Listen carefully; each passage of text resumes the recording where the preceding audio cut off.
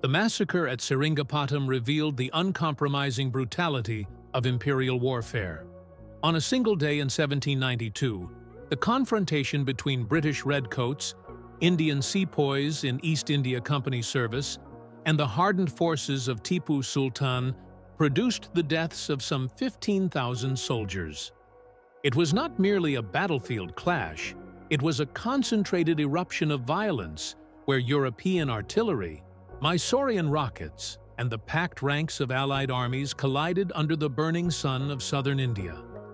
The scale of bloodshed shocked contemporaries and confirmed to later historians that the East India Company's expansion was inseparable from mass death.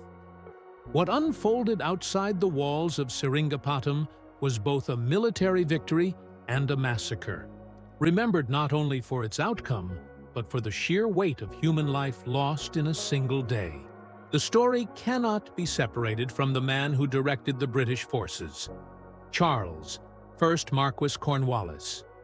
Known in the West primarily for his capitulation at Yorktown in October 1781, Cornwallis carried a burden unlike any other officer of his generation. In the minds of many Britons, he was the general who had presided over the surrender that extinguished Britain's hold on its 13 American colonies. That humiliation overshadowed his otherwise competent record and left him both embittered and determined to prove his worth.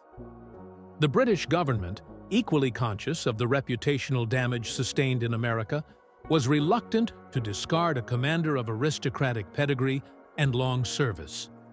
Cornwallis's path back to influence therefore led him to the east, where Britain's commercial empire required both reform and military defense. By 1786, the East India Company's governance in India had reached a crisis point.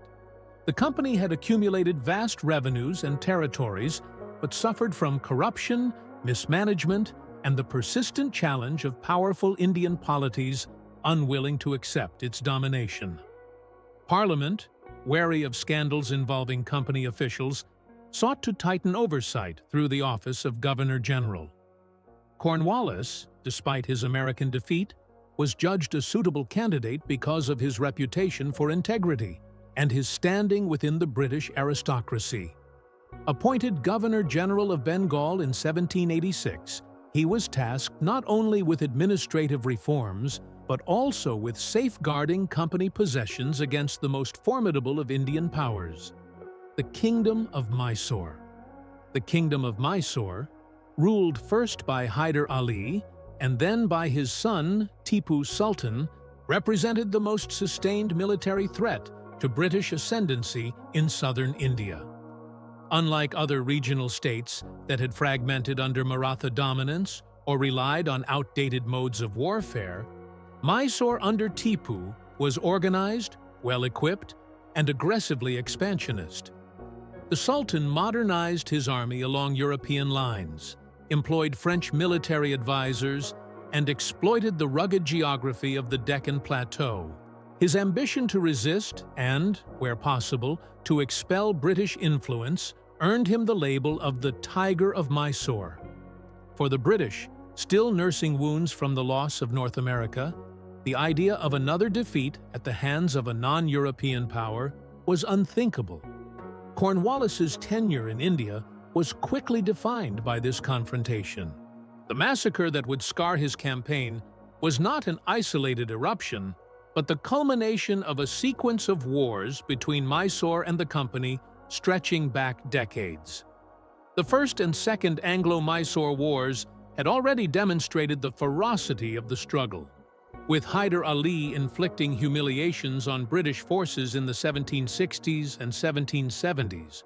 Cornwallis inherited a geopolitical landscape shaped by this history, one in which the East India Company could not maintain its southern possessions without breaking Mysore's capacity for resistance. For him, success in India was not simply about extending British power. It was about redeeming his own military reputation after Yorktown. The twin threads of personal redemption and imperial necessity therefore converged. Cornwallis arrived in India with the authority not merely of a field commander, but of a governor-general empowered to align civil administration with military campaigns. He set about reforms in the company's bureaucracy, tackling corruption, reorganizing revenue systems, and establishing a more centralized chain of command. Yet the shadow of Mysore loomed large, and the reforming governor would soon have to exchange pen for sword. The opportunity emerged when Tipu Sultan attacked the British-protected state of Travancore in late 1789, breaching fortifications and seizing territory in defiance of company treaties. What followed was not a border skirmish, but the spark for a major war in which Cornwallis would personally lead armies into the field. That confrontation, spiraling into sieges, marches through disease-ridden terrain, and the convergence of tens of thousands of troops carried with it the logistics and risks of 18th-century warfare in India. The famine-prone countryside, the long and vulnerable supply lines from the Coromandel coast, and the necessity of coordinating with Indian allies placed unique pressures on Cornwallis's forces. Every mile marched toward Mysore's capital increased the likelihood of attrition, desertion, and starvation. Yet he pressed forward, convinced that only by striking directly at Seringapatam could Mysore be forced into submission. The decision would eventually produce the infamous slaughter, but in the opening stages, it represented an attempt to project imperial authority on a scale that no company army had previously attempted. What awaited him in the interior was not a disorganized foe, but a sovereign state prepared for a total struggle. Tipu Sultan's deployment of massed infantry, cavalry raids, and, crucially, iron-cased rockets capable of terrifying even disciplined European ranks ensured that the road to Seringapatam would be lined with resistance. Cornwallis, aware of these challenges, drew upon alliances with the Marathas and the Nizam of Hyderabad to strengthen his hand. This coalition marked one of the rare moments when the fractious Indian powers temporarily set aside rivalries to confront a common enemy. It also meant that the scale of troops gathered under Cornwallis's direction would be vast, setting the stage for battles whose casualty figures would stagger contemporaries. The resonance of Yorktown, the menace of Mysore, and the political imperatives of empire all converged in Cornwallis's campaign. The massacre of 1792 did not spring from accident, but from these converging trajectories, which made conflict at Seringapatam unavoidable. The armies were gathering, alliances forming, and logistical chains straining under the burden of preparation, even as the decisive clash had not yet unfolded. When Charles Cornwallis boarded a vessel for India in 1786, he carried not only his commission, but the heavy shadow of Yorktown. His military career before that moment had been substantial, stretching from his early service in Germany during the 7 Years' War to his distinguished reputation as a competent administrator and officer. Yet in the British political imagination, his surrender to George Washington and the French at Yorktown in October 1781 stood as the defining image of failure. That moment had given rise to satirical prints in London, to parliamentary debates over accountability, and to lingering questions about whether Britain's aristocratic commanders were capable of defending an empire now stretched across oceans. Cornwallis, who had fought with energy during the Southern campaigns in America, found himself permanently associated with the collapse of British power there. Despite this burden, Cornwallis did not become a political outcast. His noble lineage, his personal wealth, and his marriage into the influential Townshend family provided insulation against complete ruin. Moreover, contemporaries recognized that Yorktown had been the product of a broader failure of British strategy, not solely of his own misjudgments. The ministry in London knew it could not afford to discard experienced commanders at a time when imperial challenges stretched from the West Indies to Bengal. In that sense, Cornwallis's rehabilitation was less a matter of forgiveness than of necessity. The empire required men of his background and administrative discipline, and his career was redirected toward India, where the East India Company needed both a reformer and a soldier.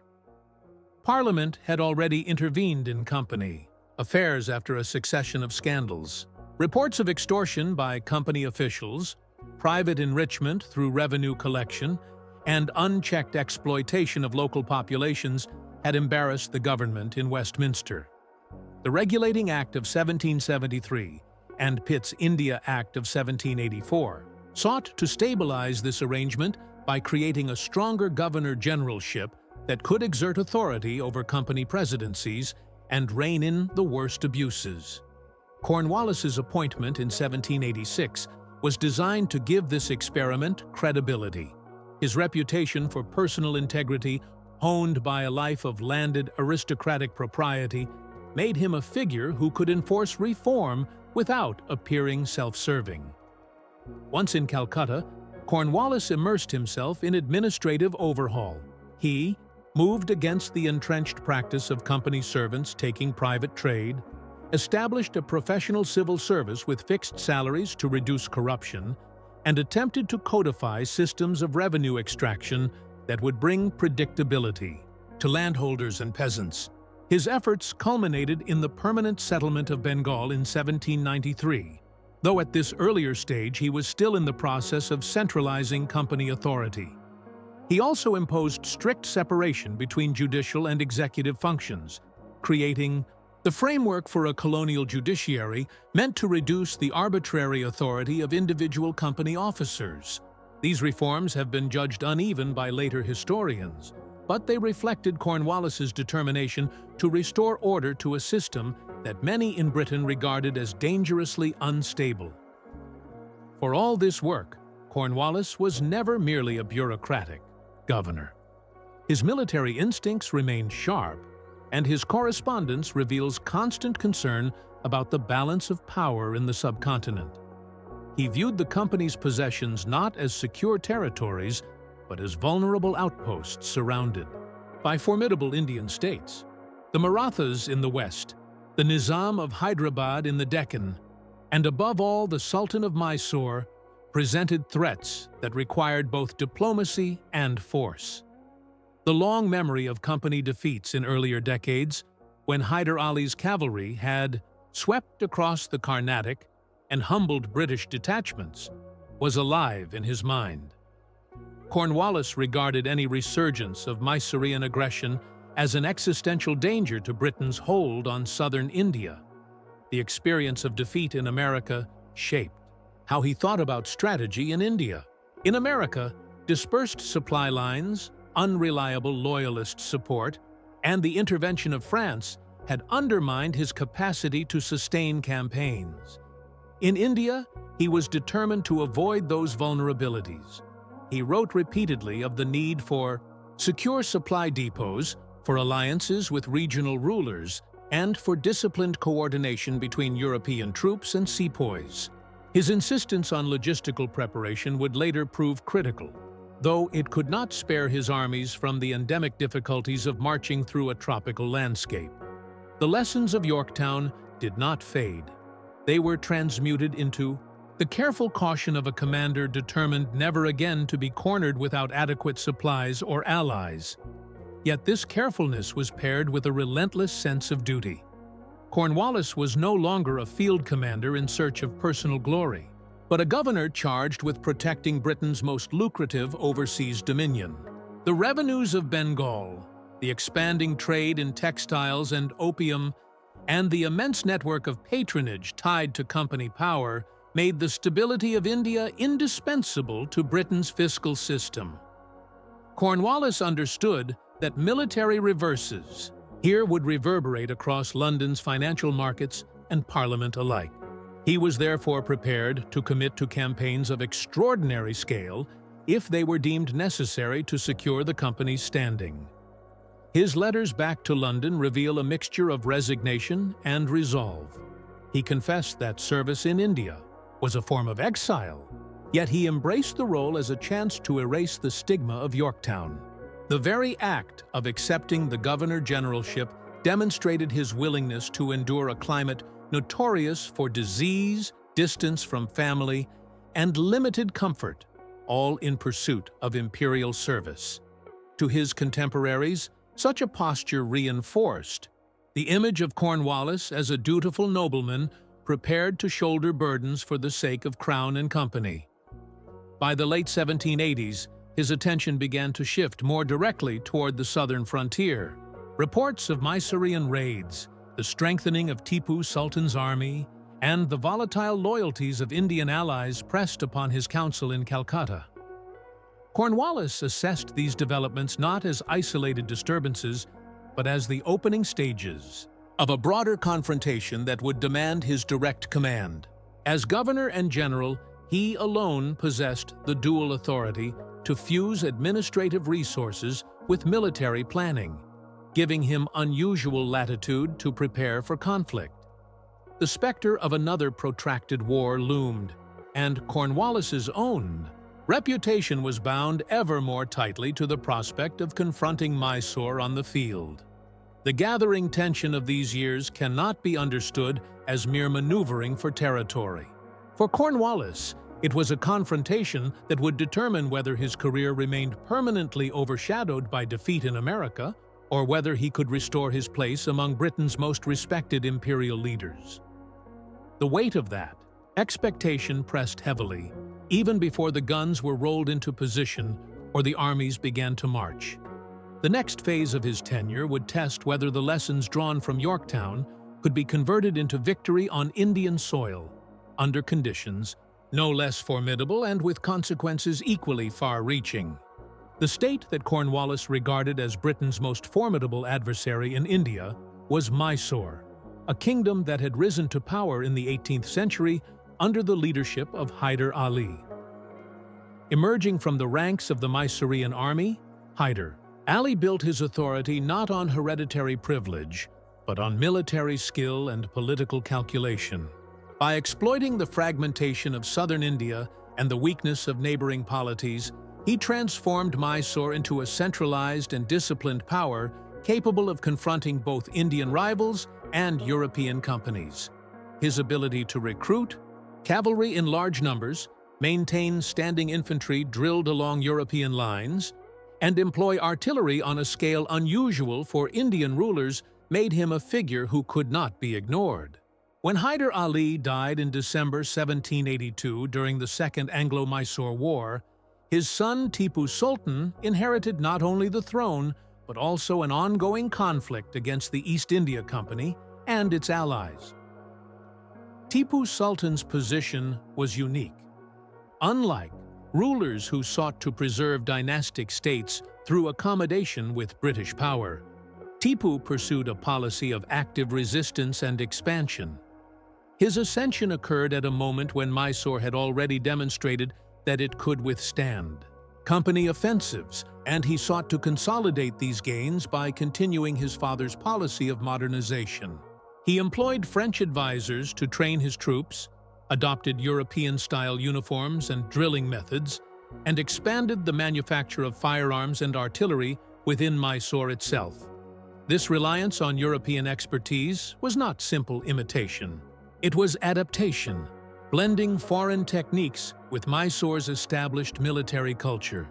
The result was an army that could combine disciplined line infantry with the ferocity of fast-moving cavalry and the innovative use of iron-cased rockets.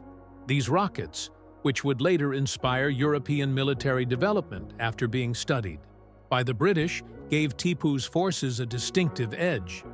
Constructed from iron tubes filled with powder and attached to bamboo shafts, they could travel considerable distances with unpredictable trajectories, causing both physical damage and psychological panic.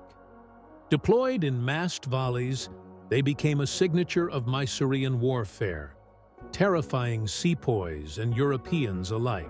Their significance lay not only in their destructive capacity, but also in what they symbolized: Mysore's ability to harness indigenous innovation for military purposes without relying entirely on foreign imports.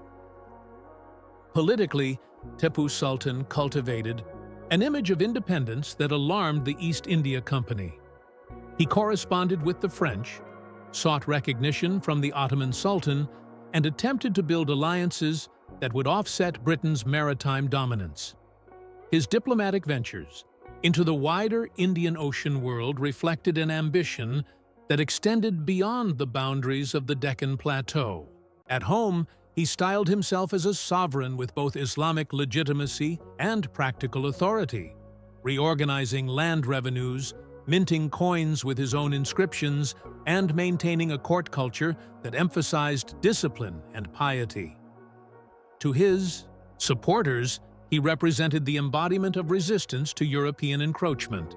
To his enemies, he was the most dangerous obstacle to the consolidation of British dominion. Mysore's geography compounded the challenge. The capital, Seringapatam, was situated on an island in the river Kaveri, surrounded by strong walls and modern fortifications. The surrounding terrain of forests, hills, and rivers provided natural defenses and complicated the advance of large armies. The fertile plains supported Mysore's economy and enabled the provisioning of substantial forces. Any campaign against Tipu would require not only direct confrontation, but the capacity to sustain prolonged operations across difficult terrain. Cornwallis understood that to defeat Mysore meant to overcome not only a determined army, but also the obstacles of geography and supply. Tipu Sultan's reign was also marked by assertive policies toward neighboring states. He pressed against the frontiers of Travancore, challenged the Nizam of Hyderabad, and confronted the Marathas. Each move was designed to expand Mysore's influence and secure its borders, yet each also increased the likelihood of provoking coalitions against him. To the British, his aggression against Travancore, a state under their protection, was interpreted as direct provocation, an unmistakable sign that Mysore would not accept the balance of power imposed by company treaties.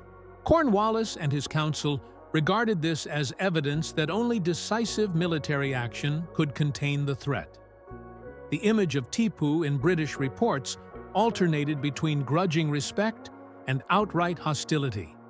Official dispatches acknowledged his energy, administrative capacity, and military innovation, but they also depicted him as a despot, a figure whose supposed cruelty justified war against him.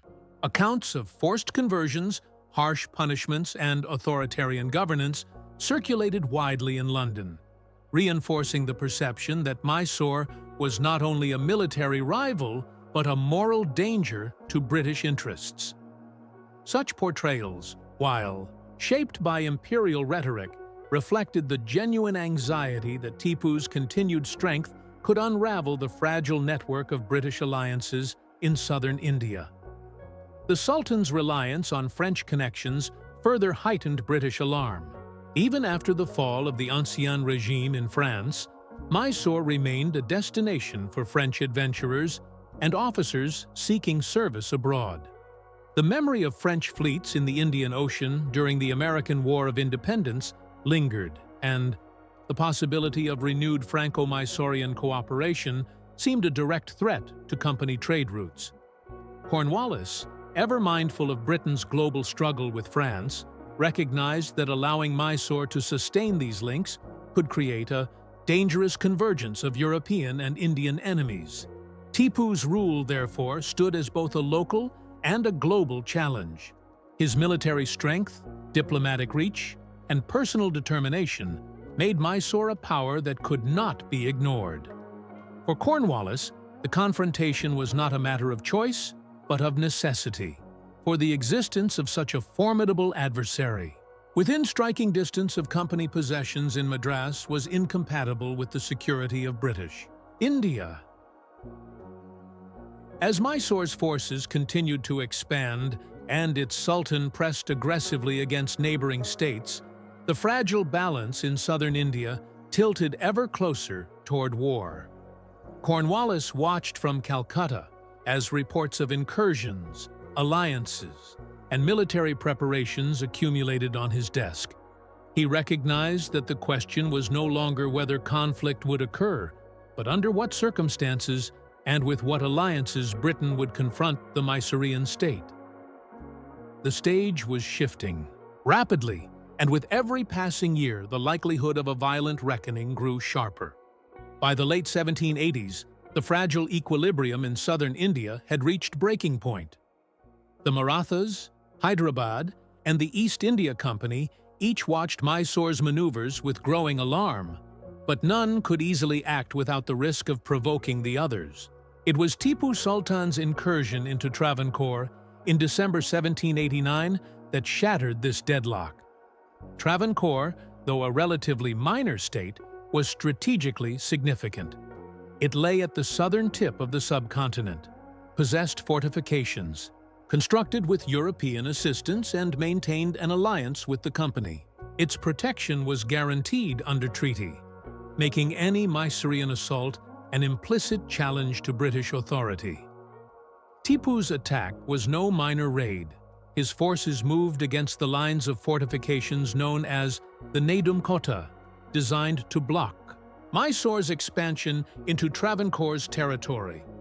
These defenses, though rudimentary compared to European standards, symbolized resistance to Mysorean ambition. When Tipu's troops breached them, seizing positions and scattering defenders, the political implications reverberated across India.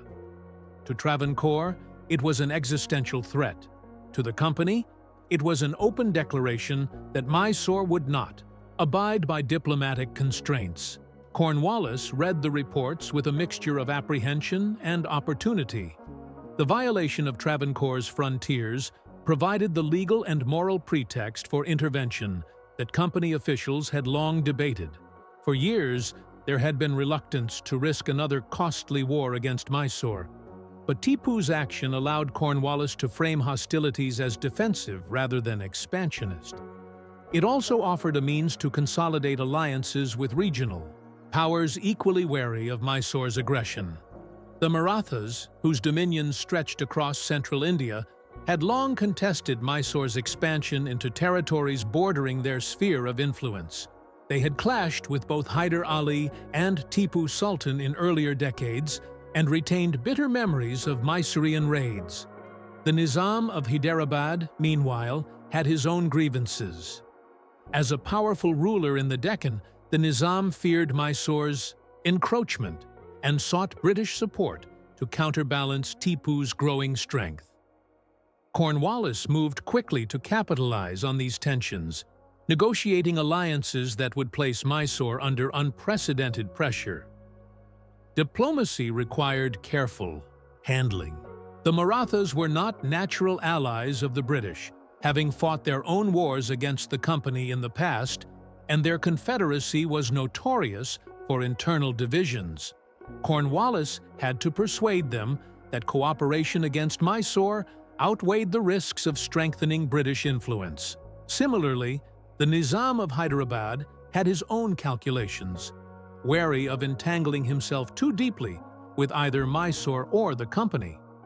Yet the aggression at Travancore provided a common cause. Through patient negotiation, Cornwallis succeeded in forming a tripartite alliance: Company, Marathas, and Hyderabad against Tipu Sultan. The strategic implications were immense. Mysore, though powerful, could not easily withstand a coordinated assault from three directions.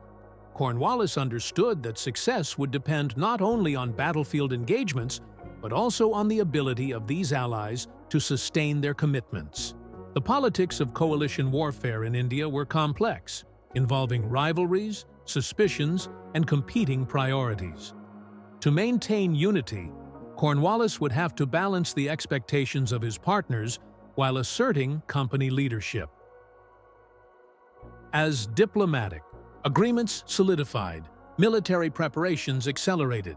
Cornwallis began to assemble the company's resources in Madras, organizing sepoy regiments, European battalions, and artillery trains for a campaign into Mysorean territory.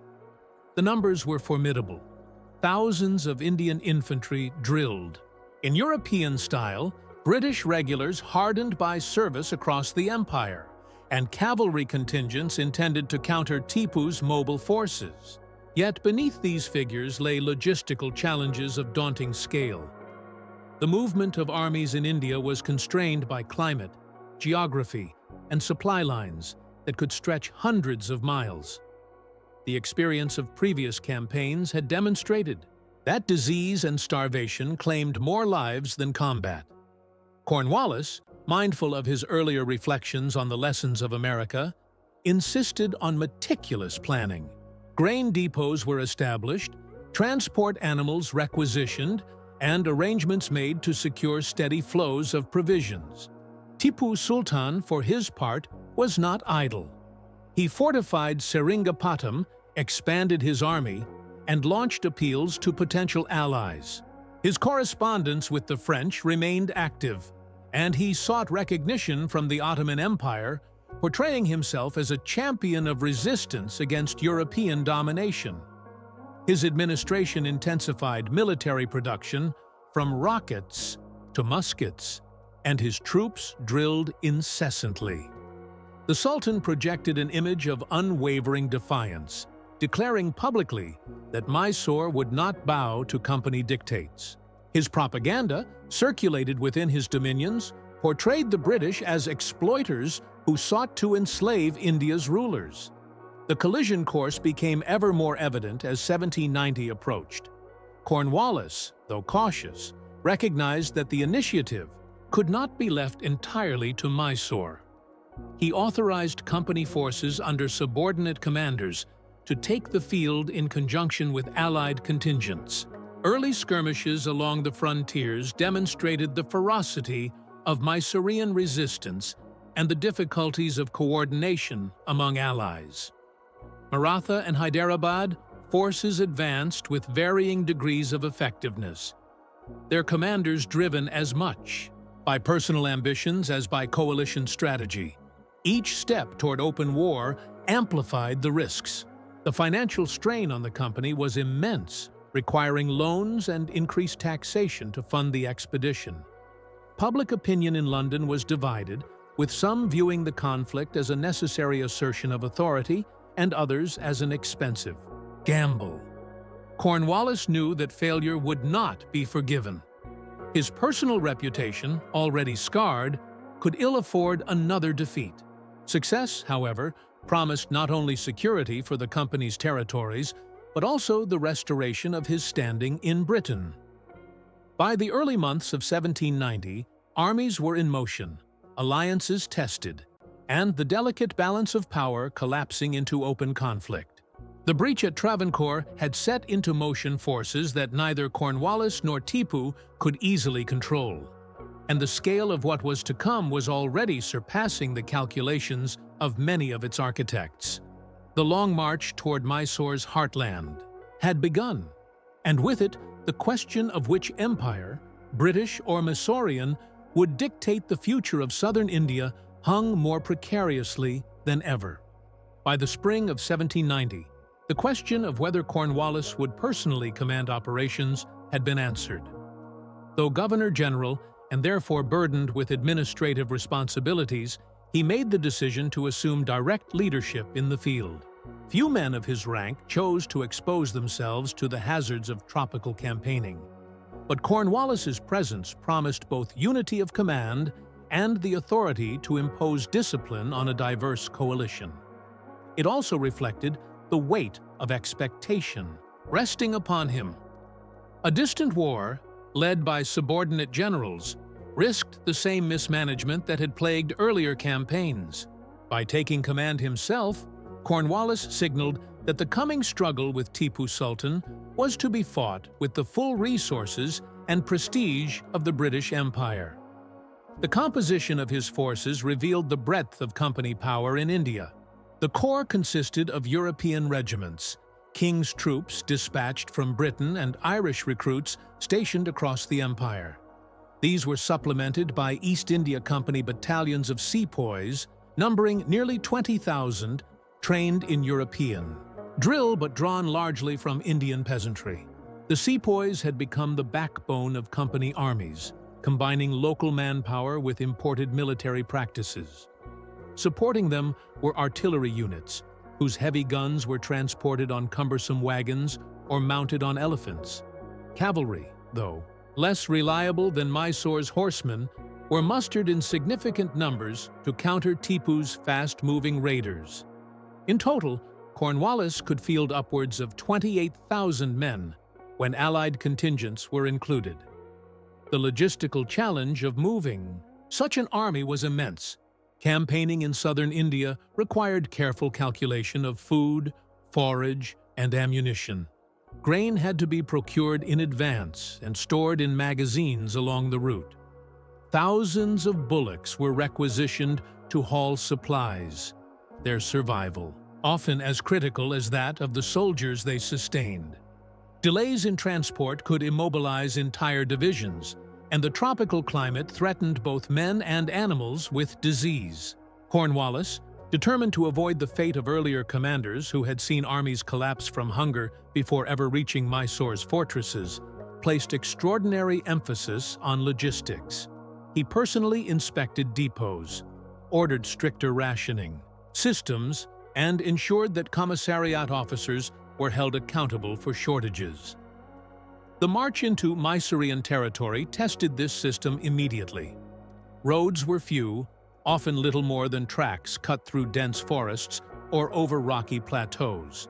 Monsoon rains transformed streams into torrents and paths into quagmires. The slow progress of artillery batteries, dragged by teams of animals under brutal conditions, became a constant frustration. Yet Cornwallis pressed forward, his insistence on discipline maintaining cohesion where less rigorous commanders might have succumbed to disorder. Desertion was punished severely, and officers were expected to set examples of endurance. The Allied contingents introduced additional complexity. The Nizam of Hyderabad contributed thousands of troops, though their discipline varied and their commanders frequently argued over precedence. The Marathas, while promising support, often acted with an eye toward their own territorial ambitions. Rather than coalition strategy, Cornwallis found himself not only a general, but a diplomat in the field, compelled to mediate disputes, reassure allies, and prevent the coalition from fracturing under the weight of suspicion. The presence of British regulars, drilled and uniformed, offered a model of order that Cornwallis hoped would steady the alliance, but he knew that sustaining cooperation across such diverse forces required constant negotiation. Tipu Sultan, informed by an extensive intelligence network, harassed the advancing army with raids and ambushes. Mysorean cavalry struck supply lines, seizing cattle and destroying provisions before vanishing into the countryside. Cornwallis responded by tightening escorts and reinforcing vulnerable detachments, yet the strain on his logistics increased. Each loss of grain or fodder magnified the risk of starvation, and the memory of past campaigns undone by hunger haunted his staff. The Sultan's strategy was not to engage in open battle prematurely, but to bleed the invaders, delay their progress, and force them to consume resources before they could threaten Seringapatam. Cornwallis understood the danger but refused to be drawn into rash pursuit. He maintained steady progress, advancing methodically and constructing fortified camps each night to deter surprise attacks. The discipline of his sepoys and Europeans under these conditions was notable, reflecting both rigorous training and the fear of strict punishment. Yet morale was fragile, sustained by the promise of decisive action that had not yet come. Rumors of Mysore's strength circulated through the ranks, amplified by stories of Tipu's rockets and cavalry. Every man in the army knew that Seringapatam was no ordinary fortress, but one of the most formidable strongholds in India. Artillery preparation occupied much of Cornwallis's attention.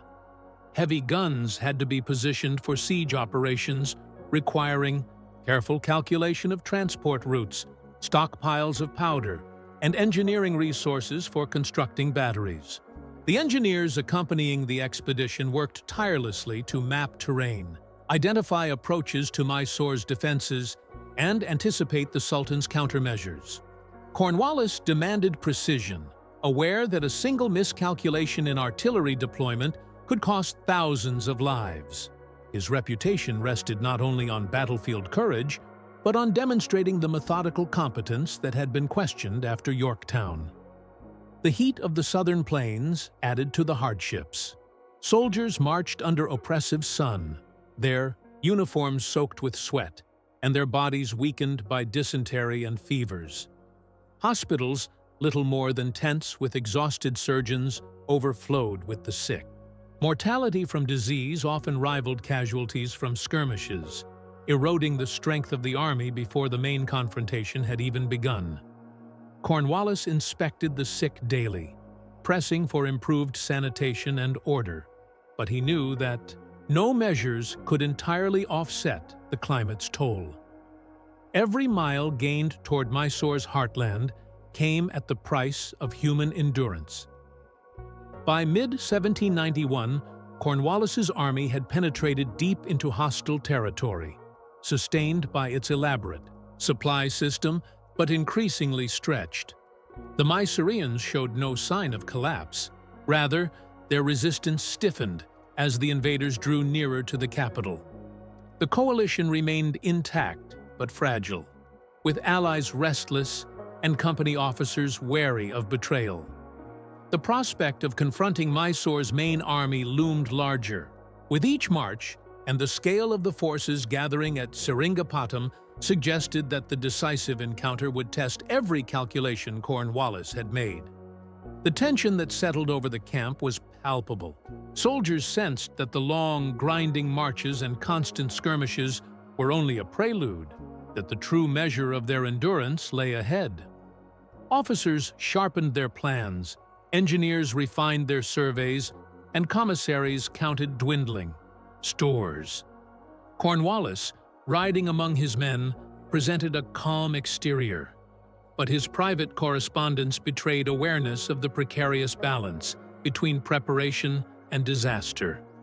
The question was no longer whether battle would be joined, but under what conditions the vast machine he commanded would strike against a fortress and an enemy determined to resist to the last. 18th-century warfare in the subcontinent was defined as much by fortresses as by open battlefields.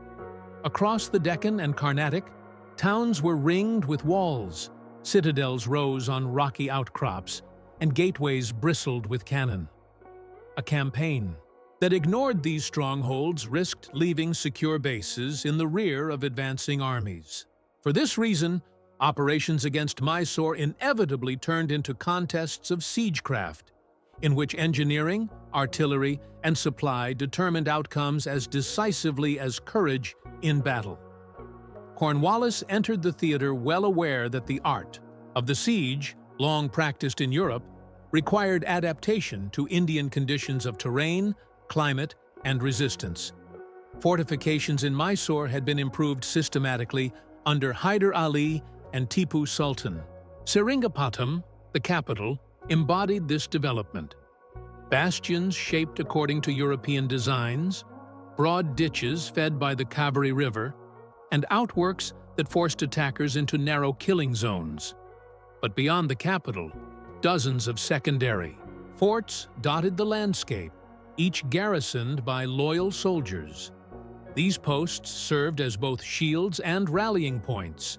For the besieging army, each fortress demanded weeks of preparation, bombardment, and assault, consuming supplies and lives while delaying the advance toward the heartland.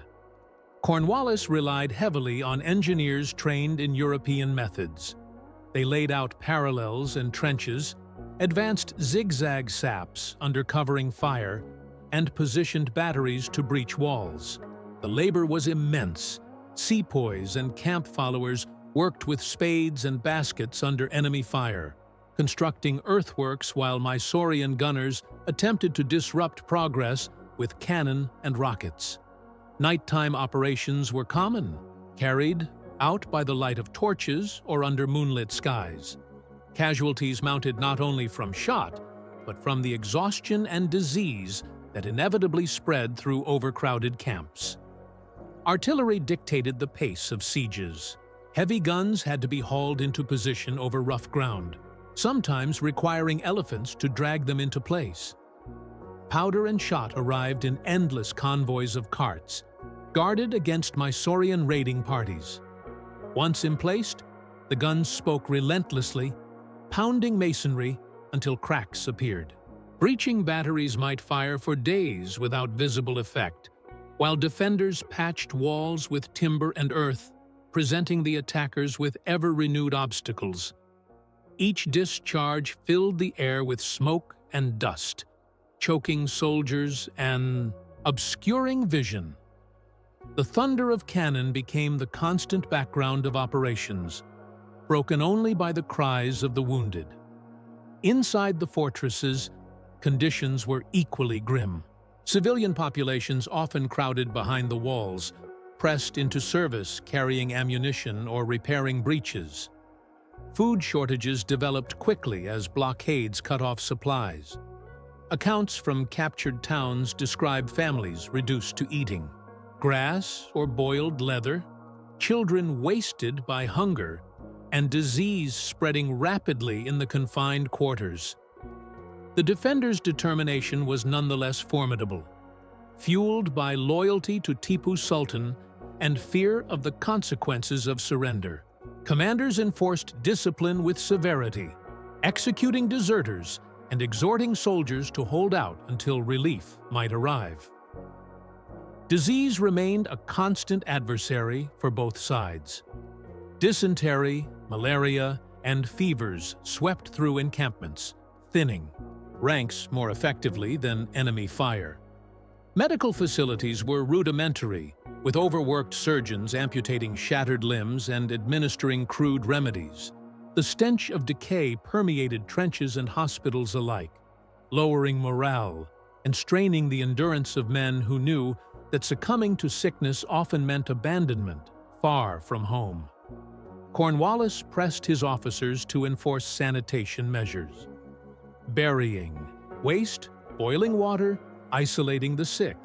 But compliance was uneven, and the sheer size of the host made outbreaks inevitable. The financial burden of such sieges was immense. Each shot fired consumed imported powder. Each day's rations drained stores painstakingly assembled months earlier. The East India Company's treasury in Bengal funneled silver into the campaign, while London watched anxiously as costs spiraled. Cornwallis justified the expense on grounds of necessity. Only by reducing Mysore's fortified network could the British establish lasting security in the south. But every delay exposed him to criticism from directors who demanded decisive results and questioned the profitability of a campaign consuming resources on such a scale.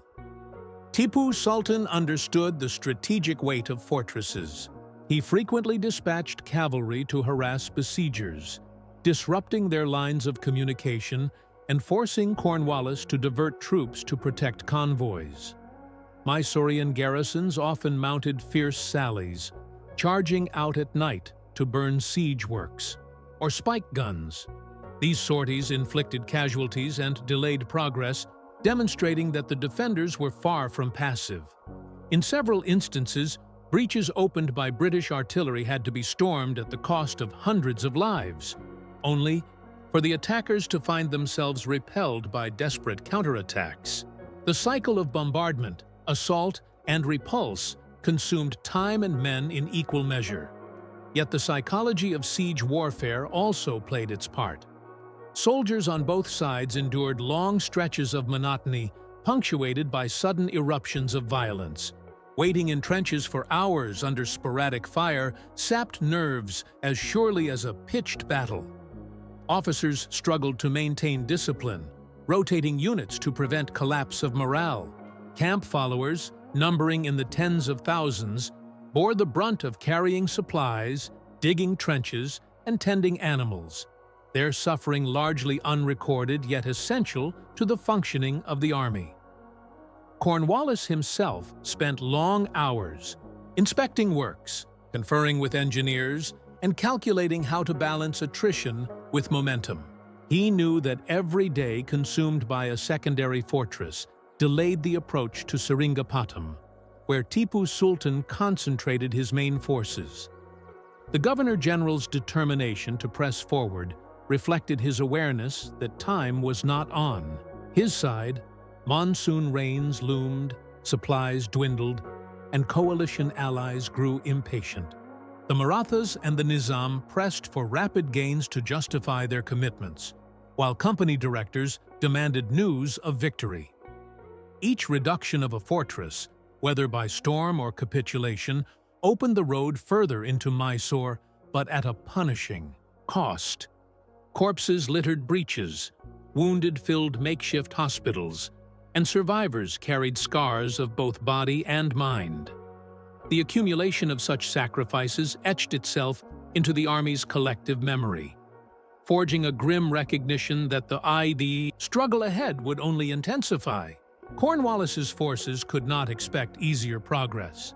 The capital awaited, stronger than any outpost yet encountered, defended by a ruler whose determination had not wavered.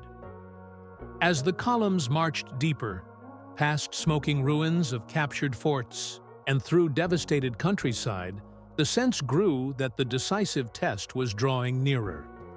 The soldiers had tasted the harsh realities of siegecraft, but what lay before them promised a confrontation of an entirely different magnitude. Seringapatam stood at the center of Mysore's power, and all roads of blood and labor now converged upon its formidable walls. By the middle of 1791, Cornwallis had advanced deep into Mysore, his army battered but intact. Yet the further he pressed, the greater the strain on his carefully laid logistical system. The reduction of outlying fortresses had consumed more provisions and time than anticipated, leaving depots depleted and convoys stretched thin. The bullocks, on which the entire transport network depended, died in staggering numbers from exhaustion and disease. Without them, grain carts stood immobile in the heat, and entire regiments faced short rations. Even the most disciplined soldiers grew restless as hunger gnawed at strength and resolve. Cornwallis had anticipated attrition, but the rate of loss exceeded projections. The Mysorean cavalry, adept at striking supply lines, captured or destroyed hundreds of animals. Their swift attacks, appearing suddenly on the flanks of convoys, burned wagons and dispersed herds before escorts could rally. Each raid undermined the fragile system sustaining the march. Cornwallis attempted to compensate by requisitioning food from the countryside, but Mysore's defenders employed scorched earth tactics, stripping villages of grain and driving livestock into the hills.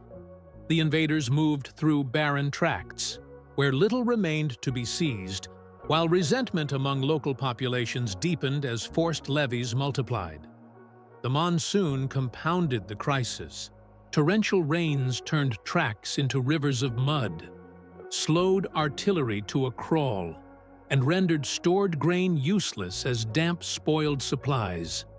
Soldiers trudged through waist-deep water, uniforms rotting on their backs, weapons rusting despite constant attention.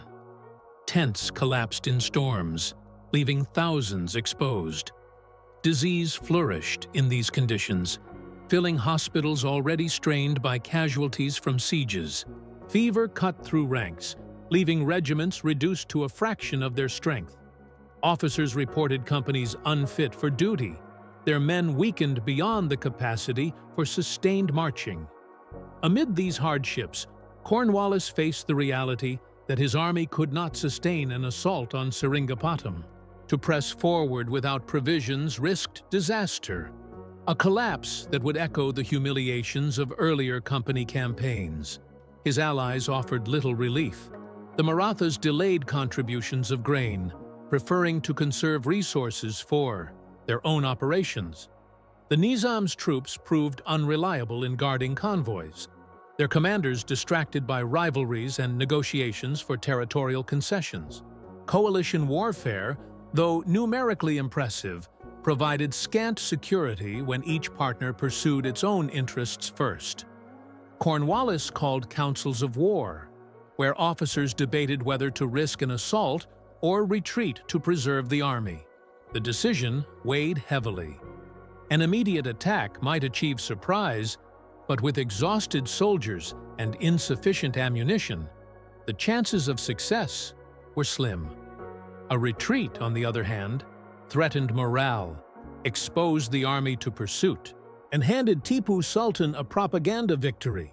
The governor-general hesitated, torn between ambition and prudence, conscious that his reputation at home hinged on avoiding catastrophe. Ultimately, he resolved to withdraw toward more secure positions while preserving the army's core strength. The retreat was conducted in stages, a slow and painful reversal of the arduous advance. Wagons stuck in the mud were abandoned, guns spiked and left behind, and sick men carried in improvised litters until transport failed. Starvation haunted the columns. Soldiers boiled strips of leather, dug roots from fields, and slaughtered weakened animals for meat. The march became a grim procession, punctuated by skirmishes with Mysorean cavalry who shadowed the retreat. Each encounter inflicted further losses, with rear guards forced to fight daily to protect the main body. The psychological toll was immense. For men who had endured the privations of sieges and the marches across scorched countryside, the sight of retreat signaled dashed hopes.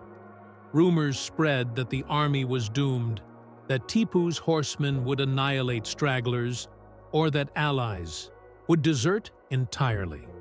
Cornwallis rode among the troops, attempting to steady their spirits, but even his presence could not conceal the desperation evident in the wasted faces of soldiers staggering from hunger and disease. When the army reached safer ground near Bangalore, the scale of the failure was clear.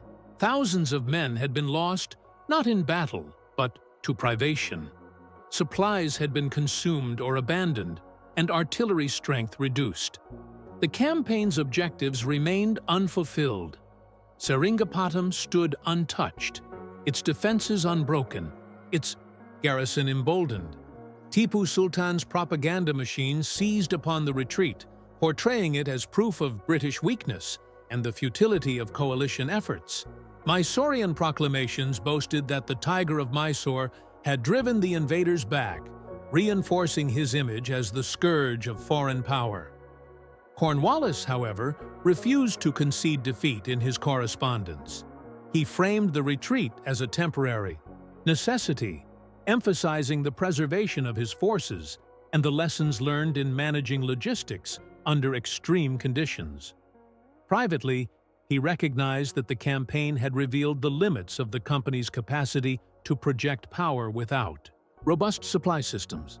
He turned his attention immediately to repairing these deficiencies, ordering the establishment of more secure depots, the recruitment of additional transport animals, and tighter arrangements with allies. The respite gave both sides time to reflect. For Tipu Sultan, the British withdrawal offered a chance to consolidate, replenish garrisons, and rally support among populations encouraged by signs of resistance.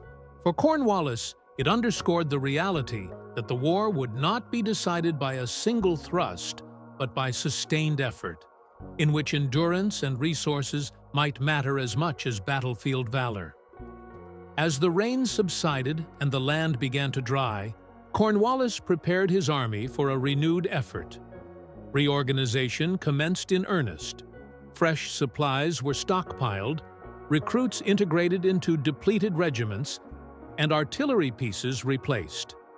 Engineers reviewed plans for the next advance, identifying routes less vulnerable to Mysorean raids and preparing improved methods for protecting convoys. The army's humiliation, though profound, became a spur for renewed determination. Cornwallis resolved that the next march into Mysore would be conducted with greater caution and preparation, whatever the cost in time or treasure. the failure of the first campaign did not break the coalition but strained it.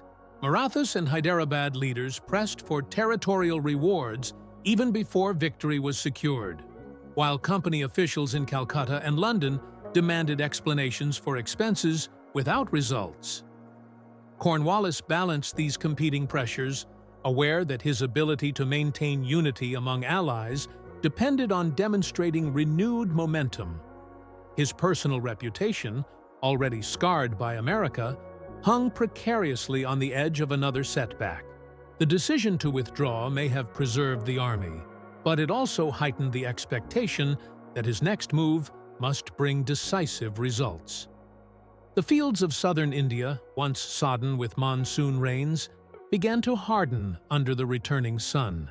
Supply trains creaked into place, new camps rose, and the great host stirred once more toward Mysore. Cornwallis had preserved his army through retreat, but the reckoning still awaited him. The question of how to strike at Seringapatam without repeating past failures loomed over every preparation, pressing upon him with the urgency of a challenge yet unanswered. When the campaign season of 1792 opened, Cornwallis was determined to erase the memory of the previous year's retreat.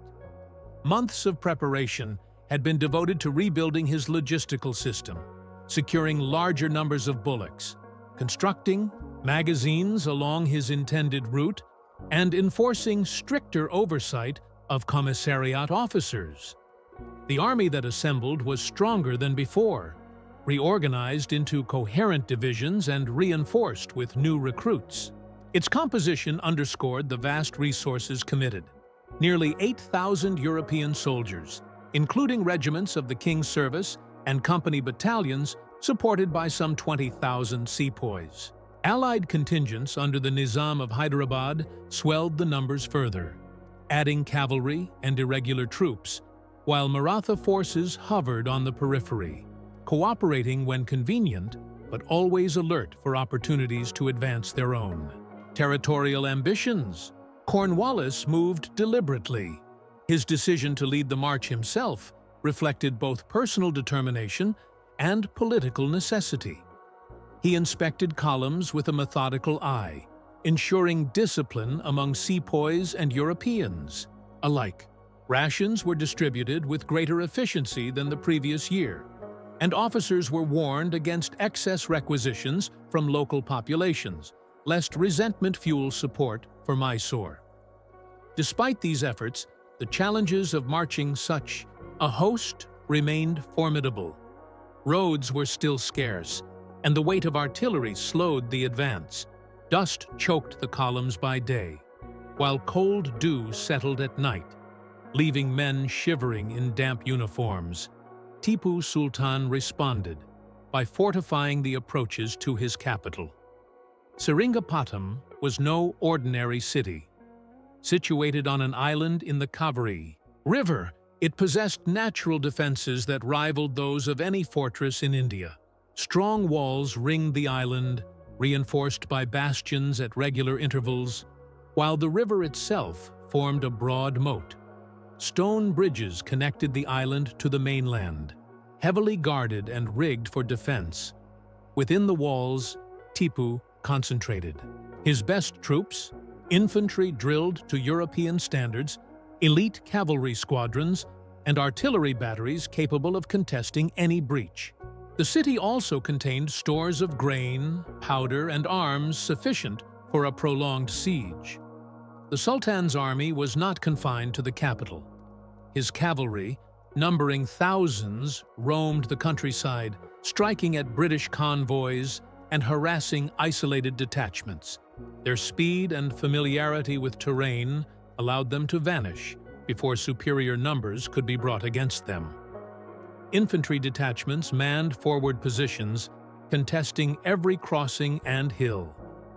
The Mysoreans also employed their distinctive rockets in increasing numbers, launching them in volleys that filled the sky with trails of fire and caused confusion among advancing ranks. Cornwallis noted in his dispatches that while the physical damage from rockets was limited compared to artillery, the psychological effect was considerable, particularly on sepoys unaccustomed to the noise and unpredictability of their flight. The march toward Seringapatam therefore became a war of attrition even before the fortress was reached. Convoys stretched for miles, guarded by detachments that had to remain constantly alert against raids. Engineers scouted routes for the artillery, repairing roads and constructing temporary bridges to enable guns to cross swollen streams. Camp followers numbered in the tens of thousands, carrying supplies, tending animals, and supporting the vast host, with services ranging from cooking to repair work. Each night, Cornwallis ordered fortified camps built with entrenchments and artillery placements, transforming bivouacs into defensive works against sudden attack. Despite these precautions, losses mounted. Bullocks continued to die from exhaustion, and soldiers fell ill from the strain of constant marching. Skirmishes claimed dozens of lives at a time, the dead buried hastily in shallow graves along the route. Cornwallis pressed his officers to maintain morale, reminding them that perseverance was the only path to reach the decisive objective. His correspondence to Calcutta emphasized progress, but privately he remained conscious of the precarious balance between endurance and collapse. Late January, the British-led forces had crossed into the immediate environs of Seringapatam. The first sight of the city's walls impressed both awe and apprehension. Rising above the river, crowned by banners, the fortress seemed impregnable. Mysorean artillery opened fire as the invaders drew near, their shot plunging into the forward ranks. Rockets streaked overhead, exploding with bursts that startled even seasoned veterans. Cornwallis ordered his men to maintain steady formations, pushing them into positions where they could begin to invest the fortress. Tipu Sultan was present within the walls, directing operations with unrelenting energy. He personally inspected batteries, issued orders to his commanders, and maintained communication with cavalry forces outside the city. His determination was evident. Mysore's capital would not be surrendered without a fight, and every measure was taken to strengthen resistance. Proclamations issued to the populace declared that the struggle was not merely defensive, but sacred, casting the Sultan as a protector of faith and sovereignty against foreign domination. These declarations stiffened resolve among both soldiers and civilians who prepared for the privations of siege with grim acceptance. For Cornwallis, the challenge was now unmistakable. To capture Seringapatam meant not only breaching formidable defenses, but doing so against an enemy who had concentrated his full resources within a fortress designed to exploit every advantage of terrain and engineering. The experience of the Ibe previous year weighed heavily. Another failure would have catastrophic consequences for the coalition and for his own career. Every decision, placement of batteries, timing of assaults, rationing of supplies, acquired immense significance under such circumstances. As the British and their allies completed the encirclement, skirmishes intensified. Mysorean sorties struck at siege works, forcing repeated clashes in the trenches. Artillery duels echoed day and night, filling the air with smoke and dust. Soldiers lived in a state of constant tension, aware that a single breach could precipitate an assault, yet uncertain when or where that moment would come. Hunger began to spread inside the fortress as the blockade tightened, but defenders showed no signs of surrender. By early February, both sides stood locked in a contest of endurance. The encircling army, stretched to its limits, confronted the grim necessity of pressing the siege to its conclusion. Within Seringapatam, Tipu Sultan steeled his men for the ordeal to come, confident that the invaders would be worn down by the same hardships that had forced retreat the year before. The fate of Mysore and the reputation of Cornwallis now hung in the balance. suspended in the uncertain hours before the storm of battle broke in full. On the morning when the British-led coalition opened its grand assault on Seringapatam's outer lines, the air was already thick with smoke from days of continuous bombardment. Cornwallis had ordered batteries positioned along the northern approaches, where engineers had judged the ground firm enough to support heavy guns and where the cavalry's channels allowed partial cover for advancing infantry. For hours before dawn, artillery crews worked by torchlight, ramming charges, swabbing barrels, and preparing for the concentrated fire that would signal the beginning of the attack. When the first salvo erupted, it shook the ground for miles, the opening act in a day of slaughter without parallel in the campaign. The Mysorean response was immediate. Cannon on the walls roared in reply, their shot tearing into siege trenches and throwing up clouds of earth and splinters. Rockets were launched in volleys, their fiery arcs cutting across the morning sky before plunging unpredictably into clustered formations. Soldiers reported the terrifying shriek of the rocket's flight, followed by explosions that scattered men and animals alike. Sepoy regiments advancing to cover saps broke momentarily under the barrage, only to be driven forward again by their officers. The battle was not a neat exchange of volleys, but a cacophony in which every weapon available was unleashed at once. Cornwallis directed his infantry against a series of entrenchments and redoubts that formed Seringapatam's outer ring of defenses. These positions, manned by thousands of Mysorean soldiers, were designed to slow attackers before they could reach the main walls of the island fortress. The fighting that ensued was brutal. British grenadiers stormed parapets under withering fire, clambering over earthworks slick with blood. Sepoys, bayonets fixed, surged into trenches where hand-to-hand combat raged in confined spaces. Muskets fired at point-blank range, sabers clashed, and men grappled with bare hands when weapons were lost. In the confusion, entire companies were cut down within minutes, their ranks shattered by concentrated volleys from defenders who had prepared their positions with deadly precision. The scale of casualties mounted rapidly. Cornwallis's reports estimated that several thousand Mysorean troops fell during the morning assaults alone, either killed outright or incapacitated within the trenches. Yet British and Allied losses were also severe, with hundreds slain in the attempt to seize each fortified position. Artillery fire did not discriminate. Cannonballs tore through both attackers and defenders, scattering limbs across the battlefield. Horses screamed as shrapnel ripped through cavalry charges sent to exploit breaches. Elephants carrying Mysorean artillery pieces panicked under the bombardment, trampling their own men in their flight. As the day wore on, the slaughter intensified. At one breach, company troops surged forward, only to find themselves trapped in a crossfire from concealed gun emplacements. Entire platoons were annihilated in minutes, their bodies piling into heaps that clogged the approach. Elsewhere, Mysorean counterattacks pushed into captured trenches, fighting with ferocity to retake ground. Soldiers were bayoneted in ditches, drowned in the cavalry's channels as they attempted to retreat, or buried alive when parapets collapsed under cannon fire.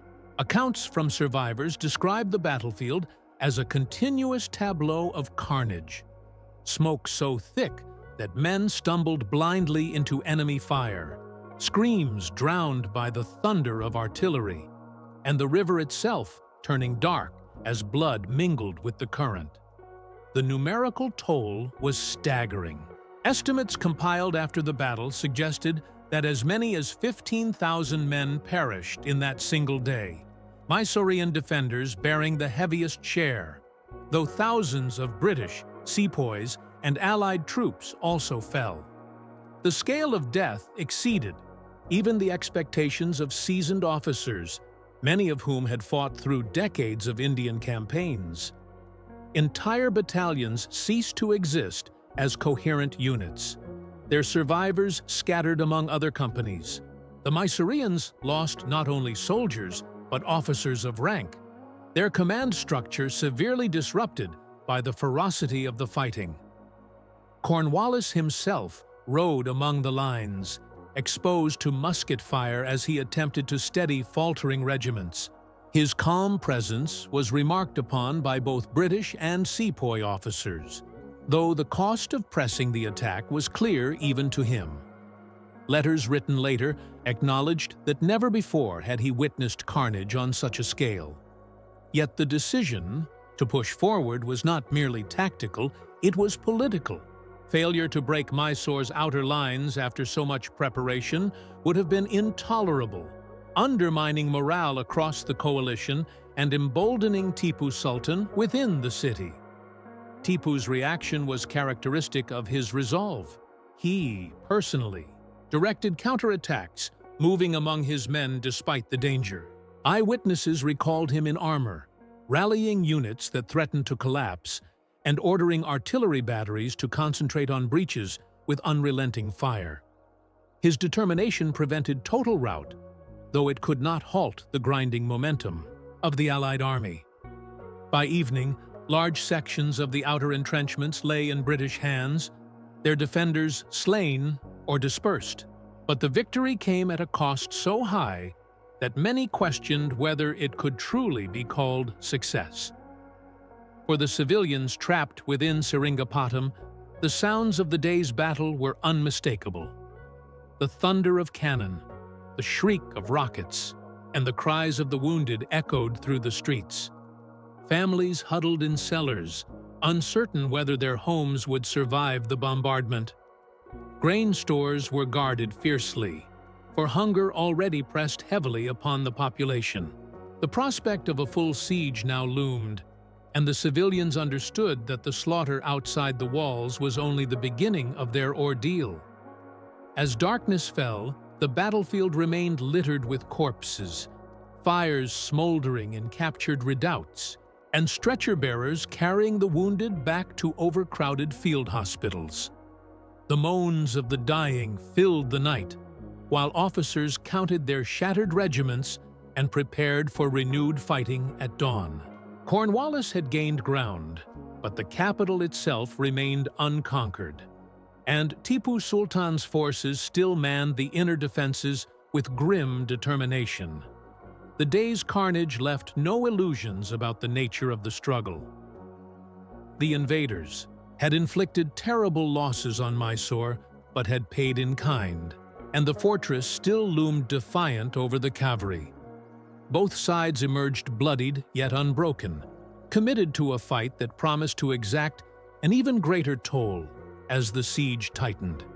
The bombardment and assaults on Seringapatam did not confine their devastation to soldiers. Behind the thick stone walls, tens of thousands of civilians endured conditions that grew steadily more intolerable as the siege progressed.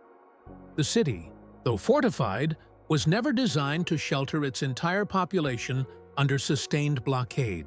As Cornwallis's lines closed tighter, food supplies dwindled, disease spread in crowded quarters, and fear became an everyday companion to those trapped within.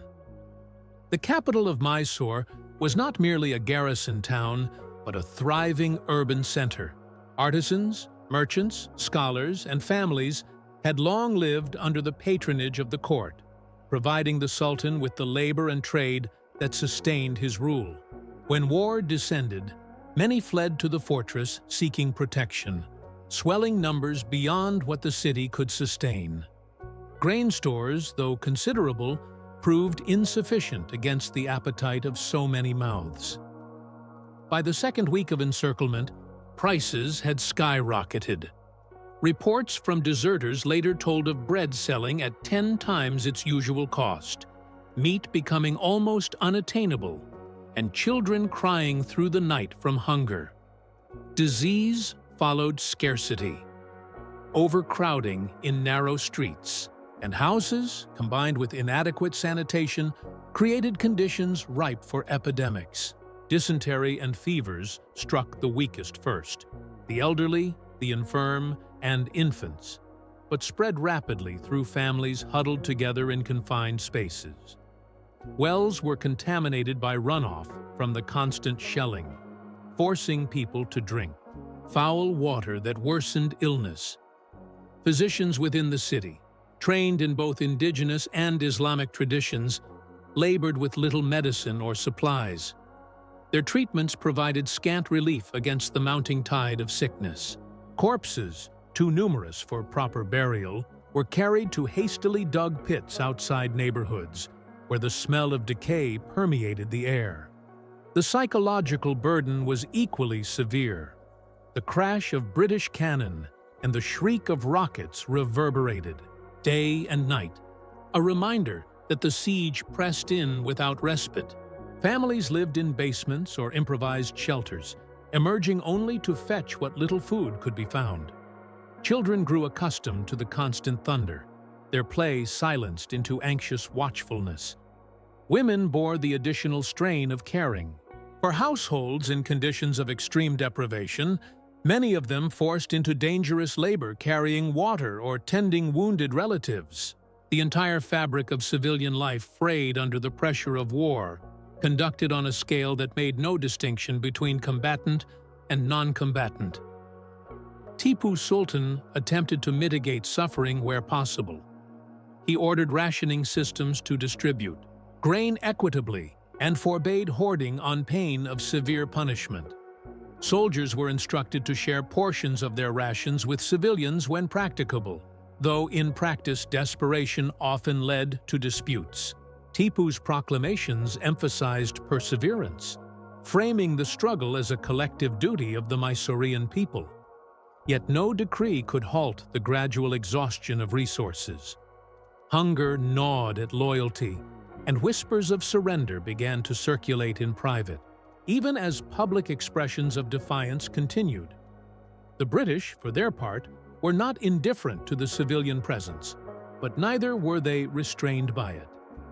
Cornwallis believed that pressure on the population would erode morale within the garrison and hasten capitulation. The bombardment was therefore directed not only at fortifications, but at sections of the city itself. Shells crashed into homes, setting fires that swept through tightly packed neighborhoods.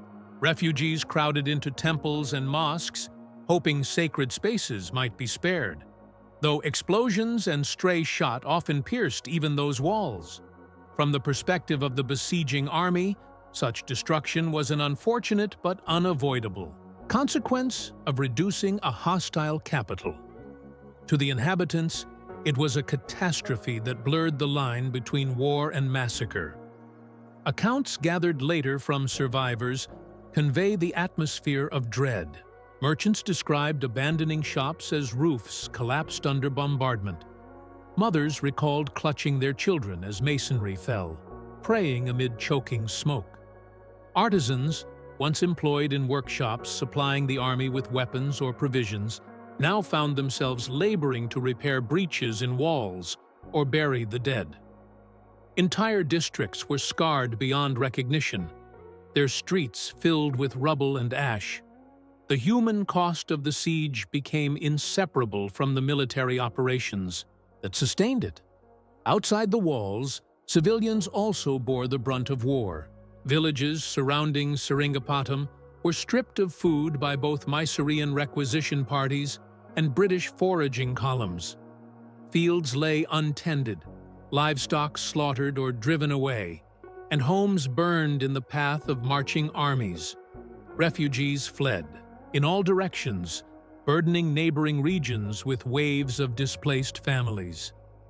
The scale of disruption extended far beyond the capital, turning fertile tracts of the Kaveri Basin into zones of desolation. Cornwallis's own reports acknowledged the hardship but presented it as a necessary consequence of breaking Mysore's resistance. He argued that prolonged leniency would only extend suffering by dragging out the conflict. Yet, in the diaries of soldiers and letters of officers, glimpses of unease appear. Men described seeing starving women at the gates, denied exit for fear, they might carry intelligence to the enemy. Others recounted scenes of children scavenging scraps near trenches, their lives suspended between opposing forces. For those who witnessed it firsthand, the siege revealed war in its most indiscriminate form, where civilians became collateral victims of a contest for power. The longer the blockade endured, the more pressure mounted inside the city. Food riots erupted in certain quarters, suppressed harshly by garrison troops. Rumors spread that Tipu's officers hoarded supplies for themselves, though evidence is scant and may reflect the desperation of starving populations seeking explanation. Desertions increased, with small groups of civilians attempting to scale walls at night or swim across the Kaveri, risking capture by British pickets. Many were caught and forced back. Others drowned in the attempt. Their stories underscored the extent to which survival itself had become an act of defiance against impossible odds. By February, the strain was visible to both besieged and besiegers alike. Smoke from burning houses mingled with the constant haze of artillery fire, casting a pall over the city that could be seen for miles. The cries of the wounded echoed through streets, where hunger and disease had already claimed thousands. Yet, Tipu Sultan remained steadfast, directing his commanders to fight on, and Cornwallis pressed his officers to tighten the noose still further. Neither side would relent, and the civilians, caught between them, endured suffering that defied measure. The siege had moved beyond a purely military contest. It was now a struggle that consumed every inhabitant of Seringapatam, soldier and civilian alike, eroding the boundaries of combat until all within the walls bore the marks of war. Each passing day deepened the crisis, raising the question of how long a city could endure under such unrelenting pressure, and what price would be exacted when resistance faltered. Within the battered walls of Seringapatam, Tipu Sultan orchestrated a defense that reflected both his determination and his mastery of warfare. While civilians endured privation, the Sultan concentrated his energies on maintaining cohesion among soldiers who faced unrelenting bombardment. His authority was personal and direct. He inspected batteries, distributed rewards, and chastised officers who showed hesitation. The effect was to sustain morale in circumstances where lesser leaders might have seen collapse. Tipu's defensive strategy combined European engineering with indigenous improvisation. Fortifications were constantly repaired under fire, with teams of masons and laborers reinforcing breaches with fascines, timber, and sacks of earth. New gun platforms were constructed overnight, allowing cannon to be remounted where British fire had silenced earlier batteries. The Sultan's officers drilled their men to shift positions rapidly so that attackers never faced predictable resistance. When British guns pounded one sector, Mysorean artillery would answer from another, dispersing the focus of the siege. The iron-cased rockets, already notorious for their psychological effect, were employed with increasing ingenuity. Tipu ordered their launch not only in massed volleys, but in coordinated timing with musketry and artillery, creating moments of overwhelming noise and confusion. At night, rockets arced across the sky like blazing serpents, falling into British trenches and camps. Fires broke out repeatedly among supply wagons, destroying precious stores and forcing Cornwallis to divert manpower to constant fire watch. The unpredictability of these weapons unsettled even veteran troops, reinforcing the impression that Mysore's defenders possessed resources uniquely suited to attritional warfare. Cavalry sorties were launched whenever openings appeared. Under cover of darkness, or during lulls in bombardment, Mysorean horsemen slipped out through concealed gates to harass British pickets and attack convoys. Their mobility allowed them to strike rapidly and vanish into the countryside before pursuit could be organized. On several occasions, these raids succeeded in capturing cattle and destroying supply carts, further straining the British logistical system. Though small in scale compared to the main siege, such actions eroded the rhythm of the besiegers, forcing them to maintain constant vigilance. Inside the fortress, Tipu maintained rigid discipline. Food was rationed with strict oversight, and hoarding punished severely. Soldiers were compelled to share portions with the most vulnerable civilians, though hunger remained widespread. The Sultan distributed coin and honors to units that held breaches or repelled assaults, reinforcing loyalty through tangible rewards. His court poets and clerics proclaimed the defense of Seringapatam as a struggle sanctified by religion, portraying resistance as both political duty and spiritual obligation. In this way, Tipu transformed hardship into a rallying point, framing the siege not as an isolated battle, but as a test of Mysore's survival. British intelligence reported that Tipu's personal presence was decisive. Unlike rulers who delegated command, he exposed himself to danger, appearing on the ramparts where cannon shot struck nearby and walking trenches crowded with exhausted defenders. Soldiers who might have faltered drew strength from seeing their sultan share the risks of war. Even when his robes were stained with dust and smoke, Tipu's demeanor conveyed unwavering resolve. For Cornwallis, the realization that Mysore's resistance hinged so strongly on its ruler underscored the difficulty of breaking the city's spirit without inflicting catastrophic losses. The intensity of resistance produced staggering casualties on both sides. Every Mysorean counterattack cost lives in the hundreds, yet defenders willingly surged into breaches under heavy fire. The British, though better supplied with artillery, found themselves locked in a cycle of capture and recapture, advancing by yards only to be driven back. Corpses accumulated in trenches, buried hastily or left to rot when fighting prevented retrieval. Disease thrived in these conditions, striking Mysorean soldiers confined to damp fortifications and British troops crowded into fetid camps alike. The Sultan's correspondence during this period reveals both confidence and strain. Letters to his commanders urged endurance, emphasizing that British supplies were vulnerable and their coalition unstable. Yet private notes betray concern over dwindling grain and powder stocks. Requests were dispatched to outlying garrisons for reinforcements and provisions, but few could reach the capital under the tightening blockade. Tipu understood that his greatest weapon lay in prolonging the siege until attrition and monsoon rains forced Cornwallis to withdraw once again. Outside the walls, the Sultan's reputation inspired continued defiance among Mysore's allies and subjects. Reports of his resistance spread through southern India, encouraging local leaders to delay cooperation with the British. Even within the coalition, murmurs circulated that Cornwallis faced a foe too formidable to subdue quickly. Maratha.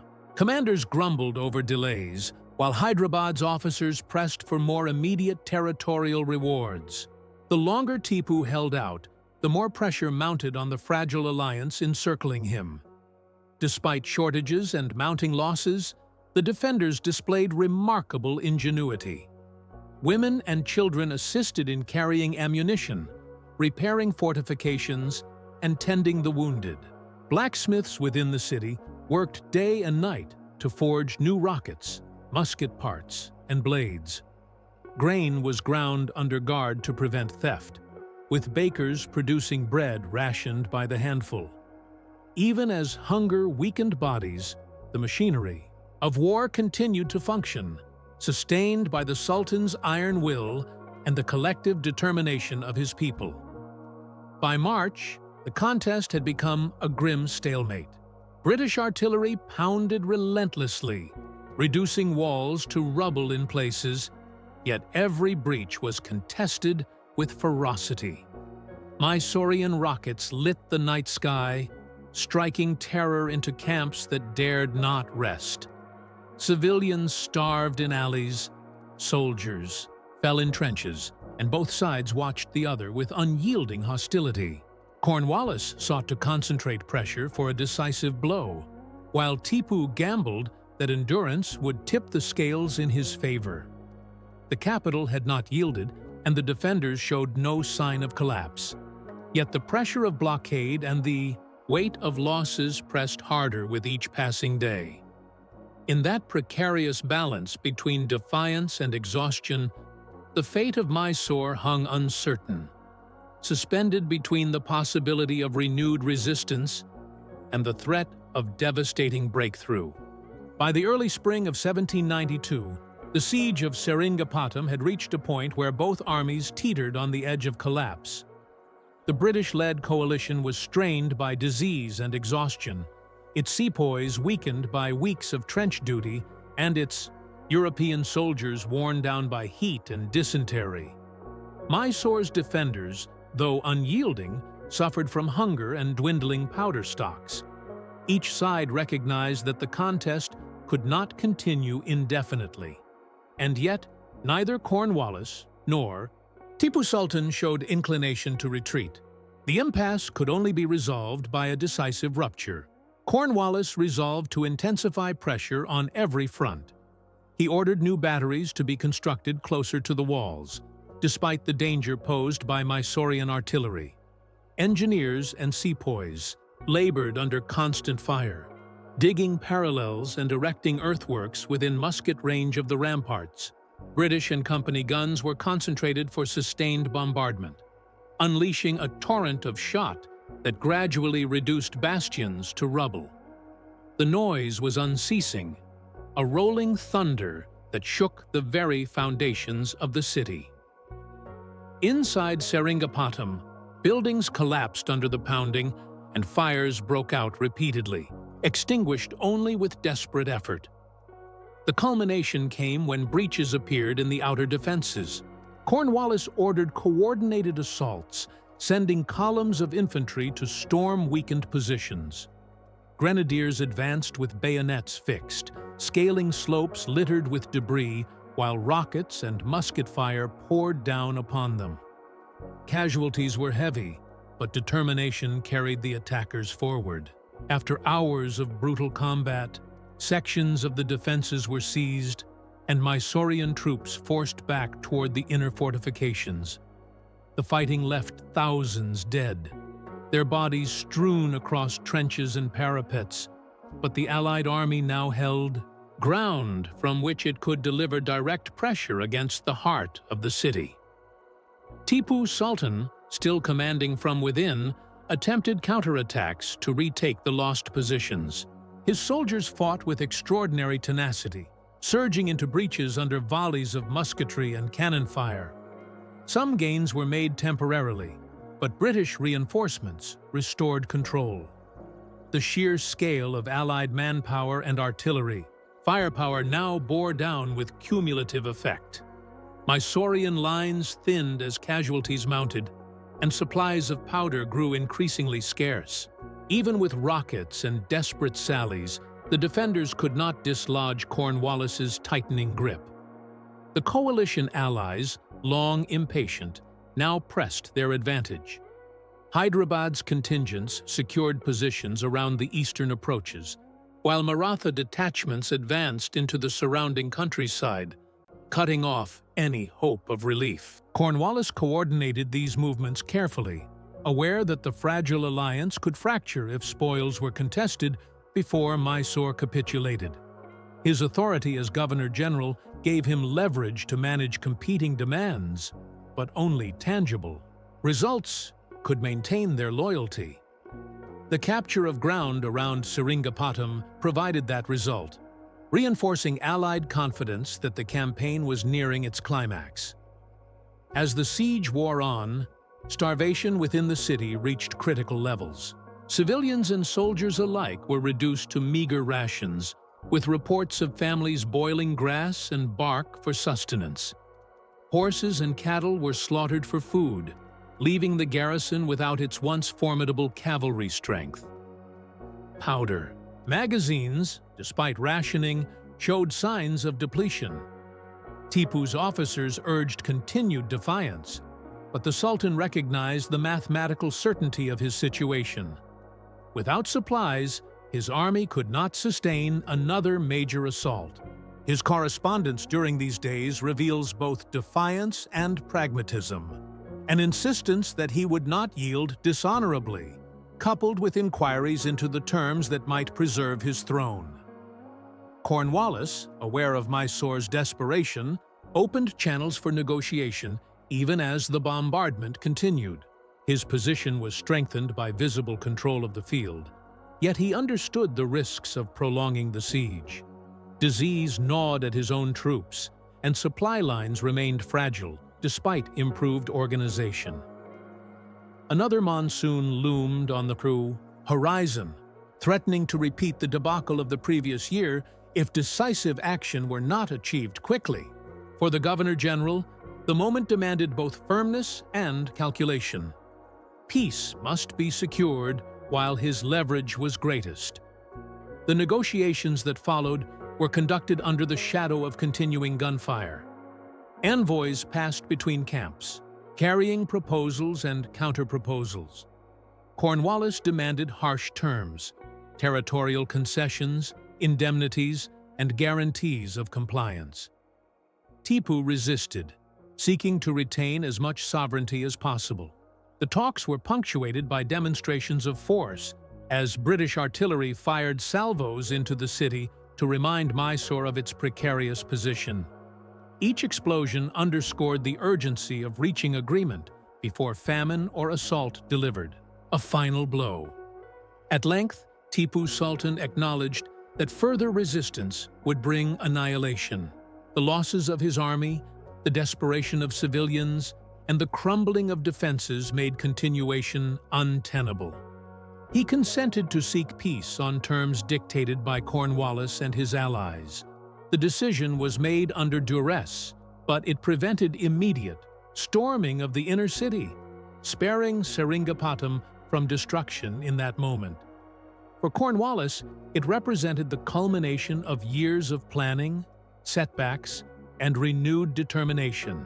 His forces had endured hunger, disease, and ferocious resistance, but they now stood victorious before Mysore's capital. The victory was not celebrated with unchecked triumphalism in the British camp. The cost was written on the battlefield itself. Thousands of corpses lying unburied, trenches filled with the wounded, and survivors weakened by privation. Cornwallis himself acknowledged the scale of sacrifice, remarking in dispatches that the day's events would long be remembered for the bloodshed on both sides. Yet his focus remained on securing terms that would prevent Mysore from rising again with equal strength. The military victory was only a prelude to the political settlement that must now follow. As envoys formalized the framework of peace, soldiers, in the trenches, looked upon a city scarred by weeks of bombardment, its walls shattered and its people wasted by hunger. The guns fell silent, but tension remained, for the terms yet to be finalized would determine not only Mysore's fate, but the balance of power across southern India. Cornwallis had gained his victory, but what shape it would take in treaties and territorial divisions was still to be decided, with consequences extending far beyond the immediate battlefield. The negotiations that followed the fall of Seringapatam unfolded with a mixture of ceremony, calculation, and coercion. Cornwallis, now in the position of strength, presided over terms that reflected the collective demands of the East India Company, the Marathas, and the Nizam of Hyderabad. Each ally sought territorial rewards, while Cornwallis himself was determined to impose conditions that would cripple Mysore's ability to wage another war. The balance between punishment and practicality framed every clause that emerged in what became known as the Treaty of Seringapatam. The territorial concessions alone were vast. Mysore was compelled to surrender nearly half its dominions, carved up between the coalition partners. The Marathas received tracts adjoining their sphere of influence, expanding their reach into contested districts.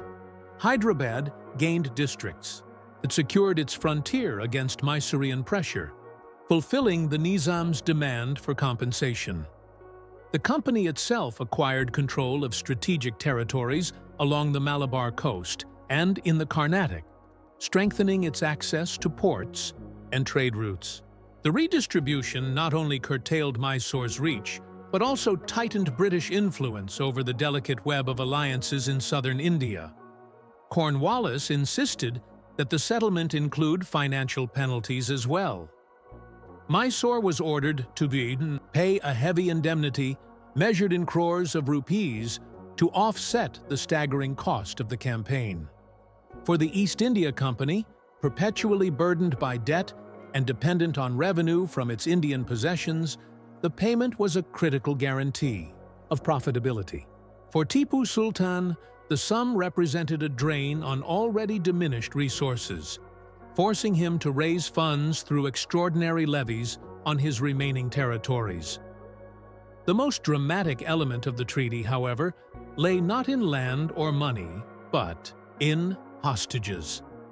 Cornwallis demanded that 2 of Tipu Sultan's sons be delivered into British custody as guarantees of compliance. The symbolism was unmistakable. Mysore's royal house itself would be held accountable for the fulfillment of obligations. The boys, aged around 10 and 12, were brought to Cornwallis's camp in a solemn procession. Eyewitnesses described the scene as one of great theatricality, the young princes dressed in finery yet visibly anxious as they were handed over. Cornwallis received them with courtesy, assuring them of honorable treatment, but the gesture underscored Mysore's subjugation.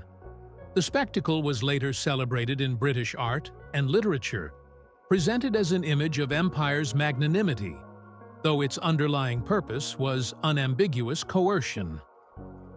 Tipu Sultan signed the treaty with reluctance, recognizing that refusal would invite the storming of the city and likely his own deposition.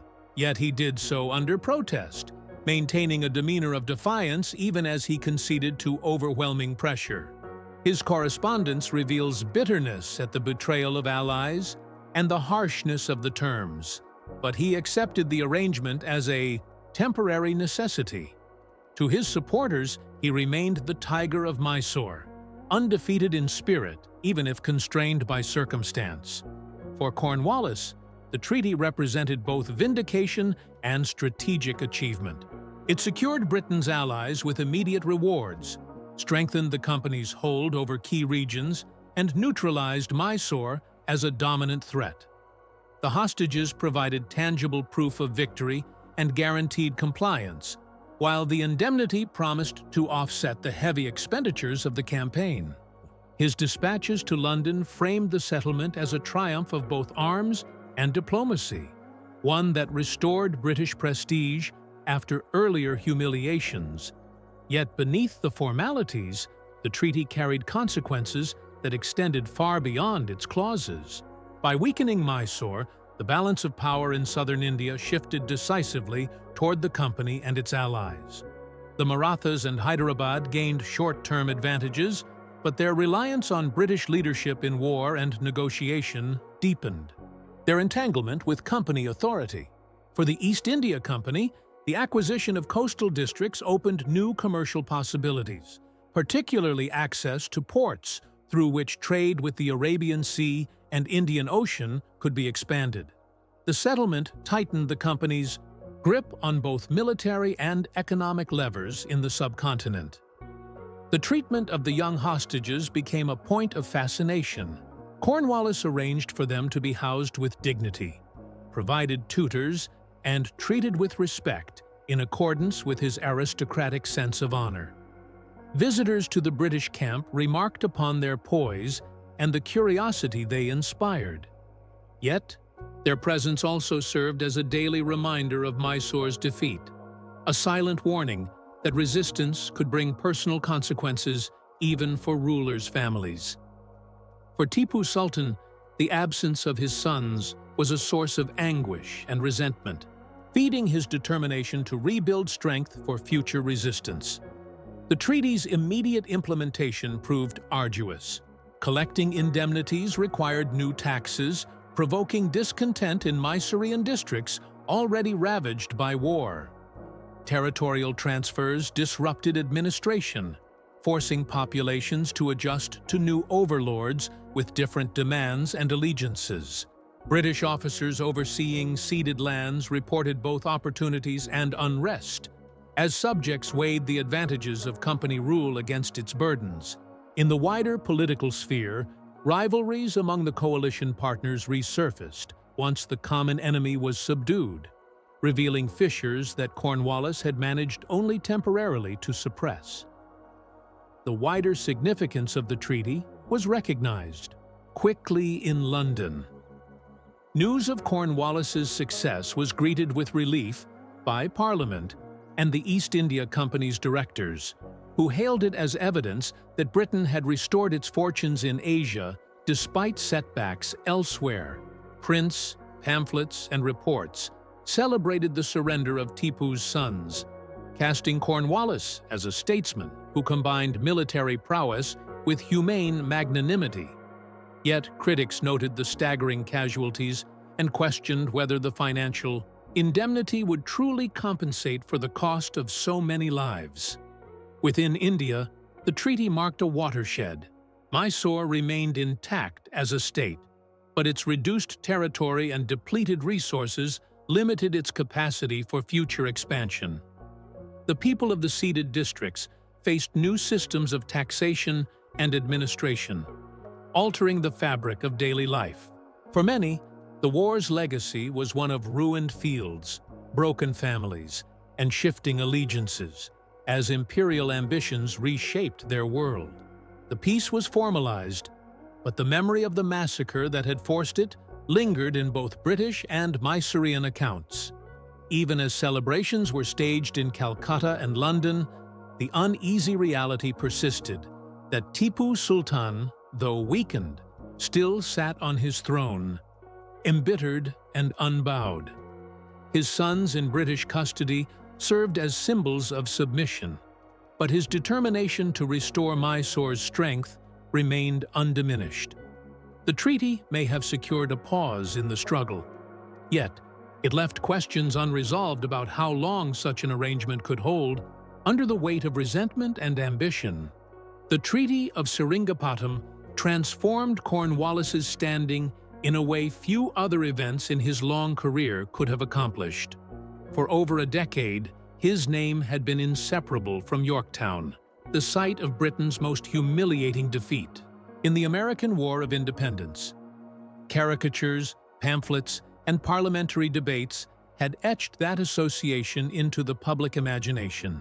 Yet the Mysorean campaign, despite its appalling losses, provided him with the stage on which to reassert himself not merely as a competent officer, but as an imperial statesman capable of salvaging British honor on the global stage. News of the settlement traveled slowly to London, borne by dispatches that emphasized the magnitude of victory and the personal role of Cornwallis in securing it. Reports highlighted the spectacle of Tipu Sultan's sons delivered as hostages, presenting it as a moment of grandeur comparable to classical scenes of conquerors receiving pledges of submission. Newspapers reprinted extracts of Cornwallis's letters, carefully edited to emphasize his calm authority and his insistence on humane treatment of the young princes. The contrast with the ignominy of Yorktown was stark. Where once he had presided over surrender, he was now depicted as the architect of an adversary's submission. Parliament responded with enthusiasm. Speeches praised Cornwallis for combining military determination with diplomatic restraint. Members of the East India Company, long criticized for corruption and mismanagement, pointed to his governance as evidence that reform could succeed under capable leadership. His reforms in Bengal, his insistence on curbing private trade by company officials, and his establishment of a salaried civil service were all folded into the narrative of his triumph at Seringapatam. In political discourse, Cornwallis became the embodiment of imperial order, a man who had imposed discipline on both the battlefield and the bureaucracy. Artists and engravers reinforced this image. Prints circulated showing the young Mysorean princes being presented to Cornwallis, their faces dignified yet submissive, while the governor-general appeared serene and paternal. These visual representations obscured the bloodshed of the campaign, substituting instead a sanitized tableau of noble conquest. The British public, many of whom had little understanding of the scale of Indian warfare, absorbed these images as confirmation that empire was both powerful and just. Cornwallis's reputation, once marred, was refashioned into that of a restorer of national honor. The company's directors also seized on the opportunity. With Mysore weakened and new territories secured, they could assure shareholders that the costly war had produced tangible returns. Revenue from ceded districts promised to replenish the treasury, while indemnities extracted from Tipu offered immediate relief. Cornwallis was credited with delivering not only military success, but financial stabilization. This alignment of military, political, and economic narratives elevated him above the status of a mere general. He became the exemplar of the integrated imperial servant whose actions bridged commerce, governance, and war. Yet the restoration of his reputation was not without its complexities. Critics, both in India and in Britain, pointed to the extraordinary human cost of the campaign. Tens of thousands of soldiers, sepoys, and civilians had perished in sieges and battles, their lives extinguished in a struggle whose profits seemed remote from their suffering. Letters from officers and soldiers that circulated privately told a different story than the celebratory prints. Accounts of starvation, of corpses piling in trenches, and of sepoys collapsing from exhaustion. Cornwallis, while praised for victory, carried with him the knowledge that his reputation had been salvaged at a cost measured in blood. In India, his stature rose dramatically among allies. The Nizam of Hyderabad and Maratha leaders acknowledged his authority, recognizing that without Cornwallis's leadership, the coalition might have fractured. His ability to negotiate settlements that satisfied competing demands, even temporarily, marked him as a statesman of unusual caliber. Indian chroniclers noted the discipline of his armies and the order of his administration, even as they lamented the suffering inflicted on Mysore. For both friends and foes, Cornwallis had demonstrated the reach of British power when guided by resolute command. Within the army, his presence in the field had left a lasting impression. Soldiers, both European and sepoy, remembered him as a commander who shared their hardships, riding through trenches under fire, and inspecting works despite personal danger. His aristocratic reserve could appear aloof, but his willingness to endure the climate and conditions of the march earned respect. Officers regarded him as exacting but fair, a leader who demanded discipline, but who also shouldered responsibility for the burdens of command.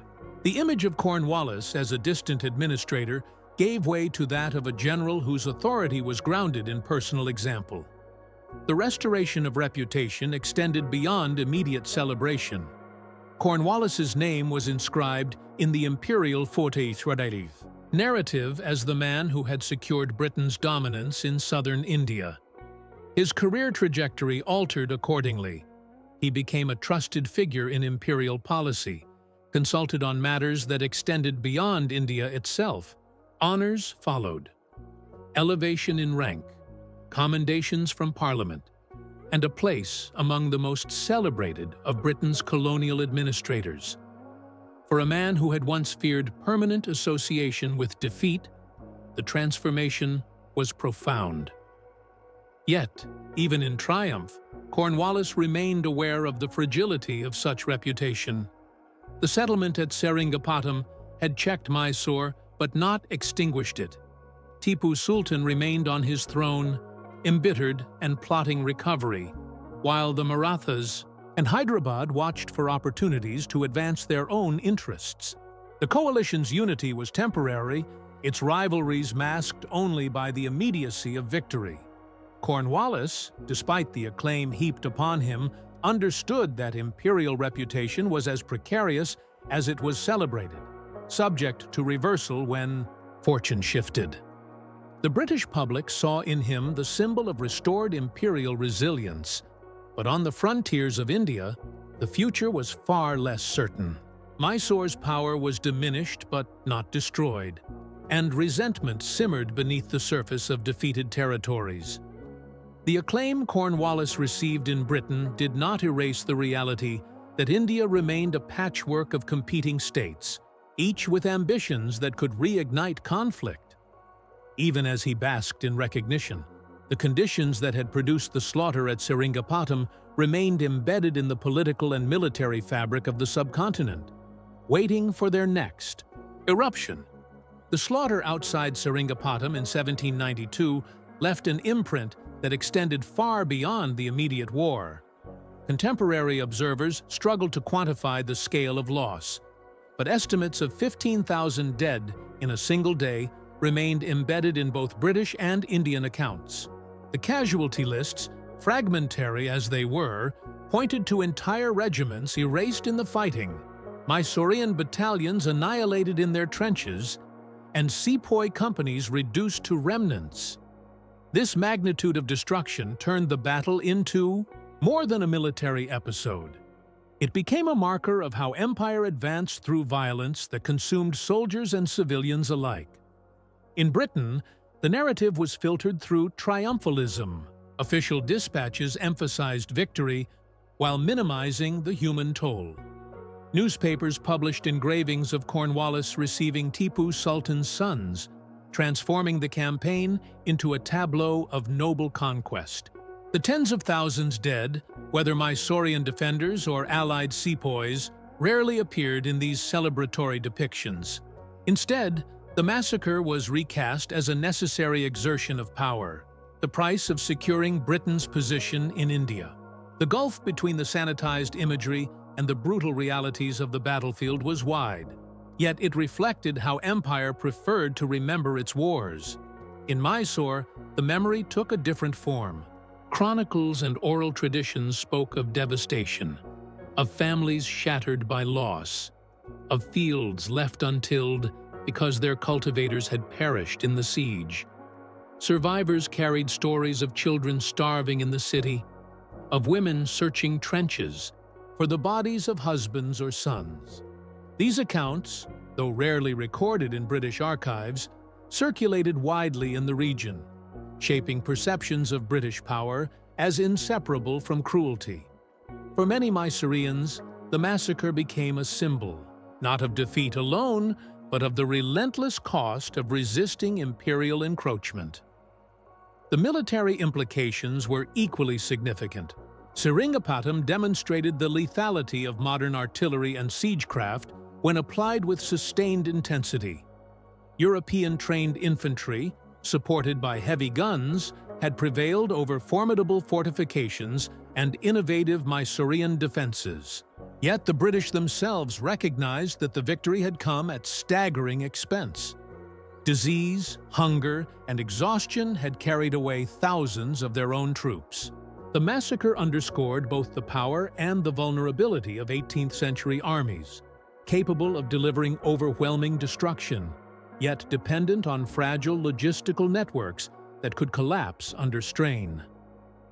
For Cornwallis, the legacy of the battle was double-edged. His reputation in Britain soared, reshaped by the imagery of victory and diplomacy. Yet his own reports betrayed awareness that the human cost had been immense. He acknowledged the bravery of Mysore's defenders, noting the ferocity with which they resisted even in the face of certain death. He also admitted the exhaustion of his own forces, recognizing that another season of campaigning might have broken them entirely. The massacre had secured his place in imperial history, but it also revealed the precarious line between triumph and disaster. The East India Company interpreted the outcome as confirmation of its capacity to dominate Indian polities through force. The territorial gains and indemnities that followed reinforced the view that large-scale war could produce profitable outcomes.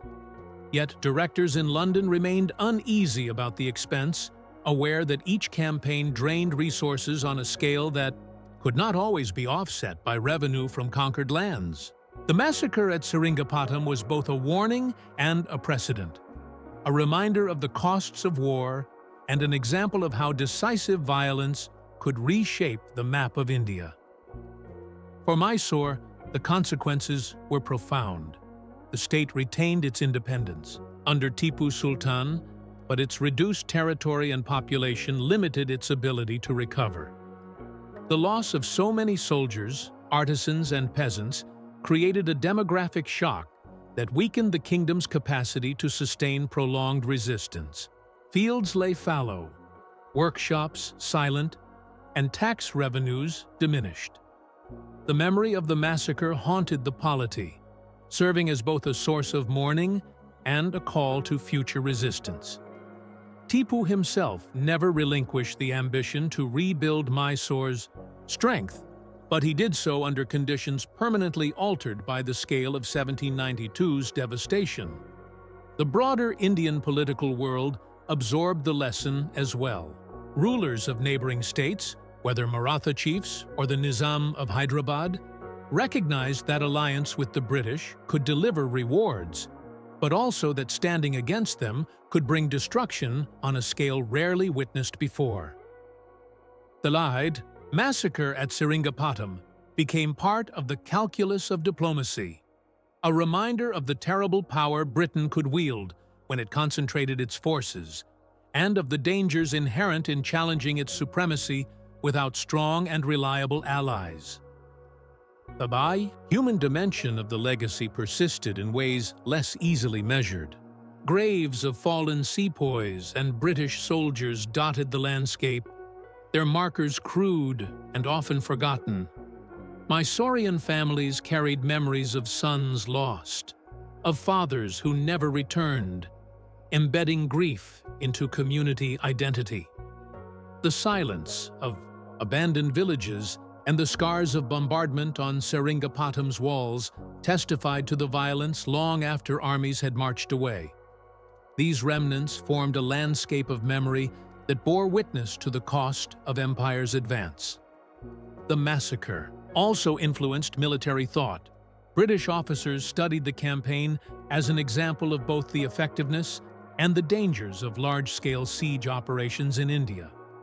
The need for better logistics, improved medical facilities, and more reliable alliances was emphasized in subsequent planning.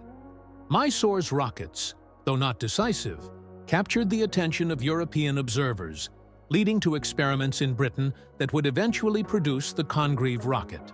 In this sense, the slaughter at Seringapatam shaped not only immediate politics, but the development of military technology and doctrine across continents. Even as Britain celebrated Cornwallis and Mysore mourned its losses, the fundamental tensions remained unresolved. Mysore still stood, defiant if diminished, and Tipu Sultan's ambition was not extinguished.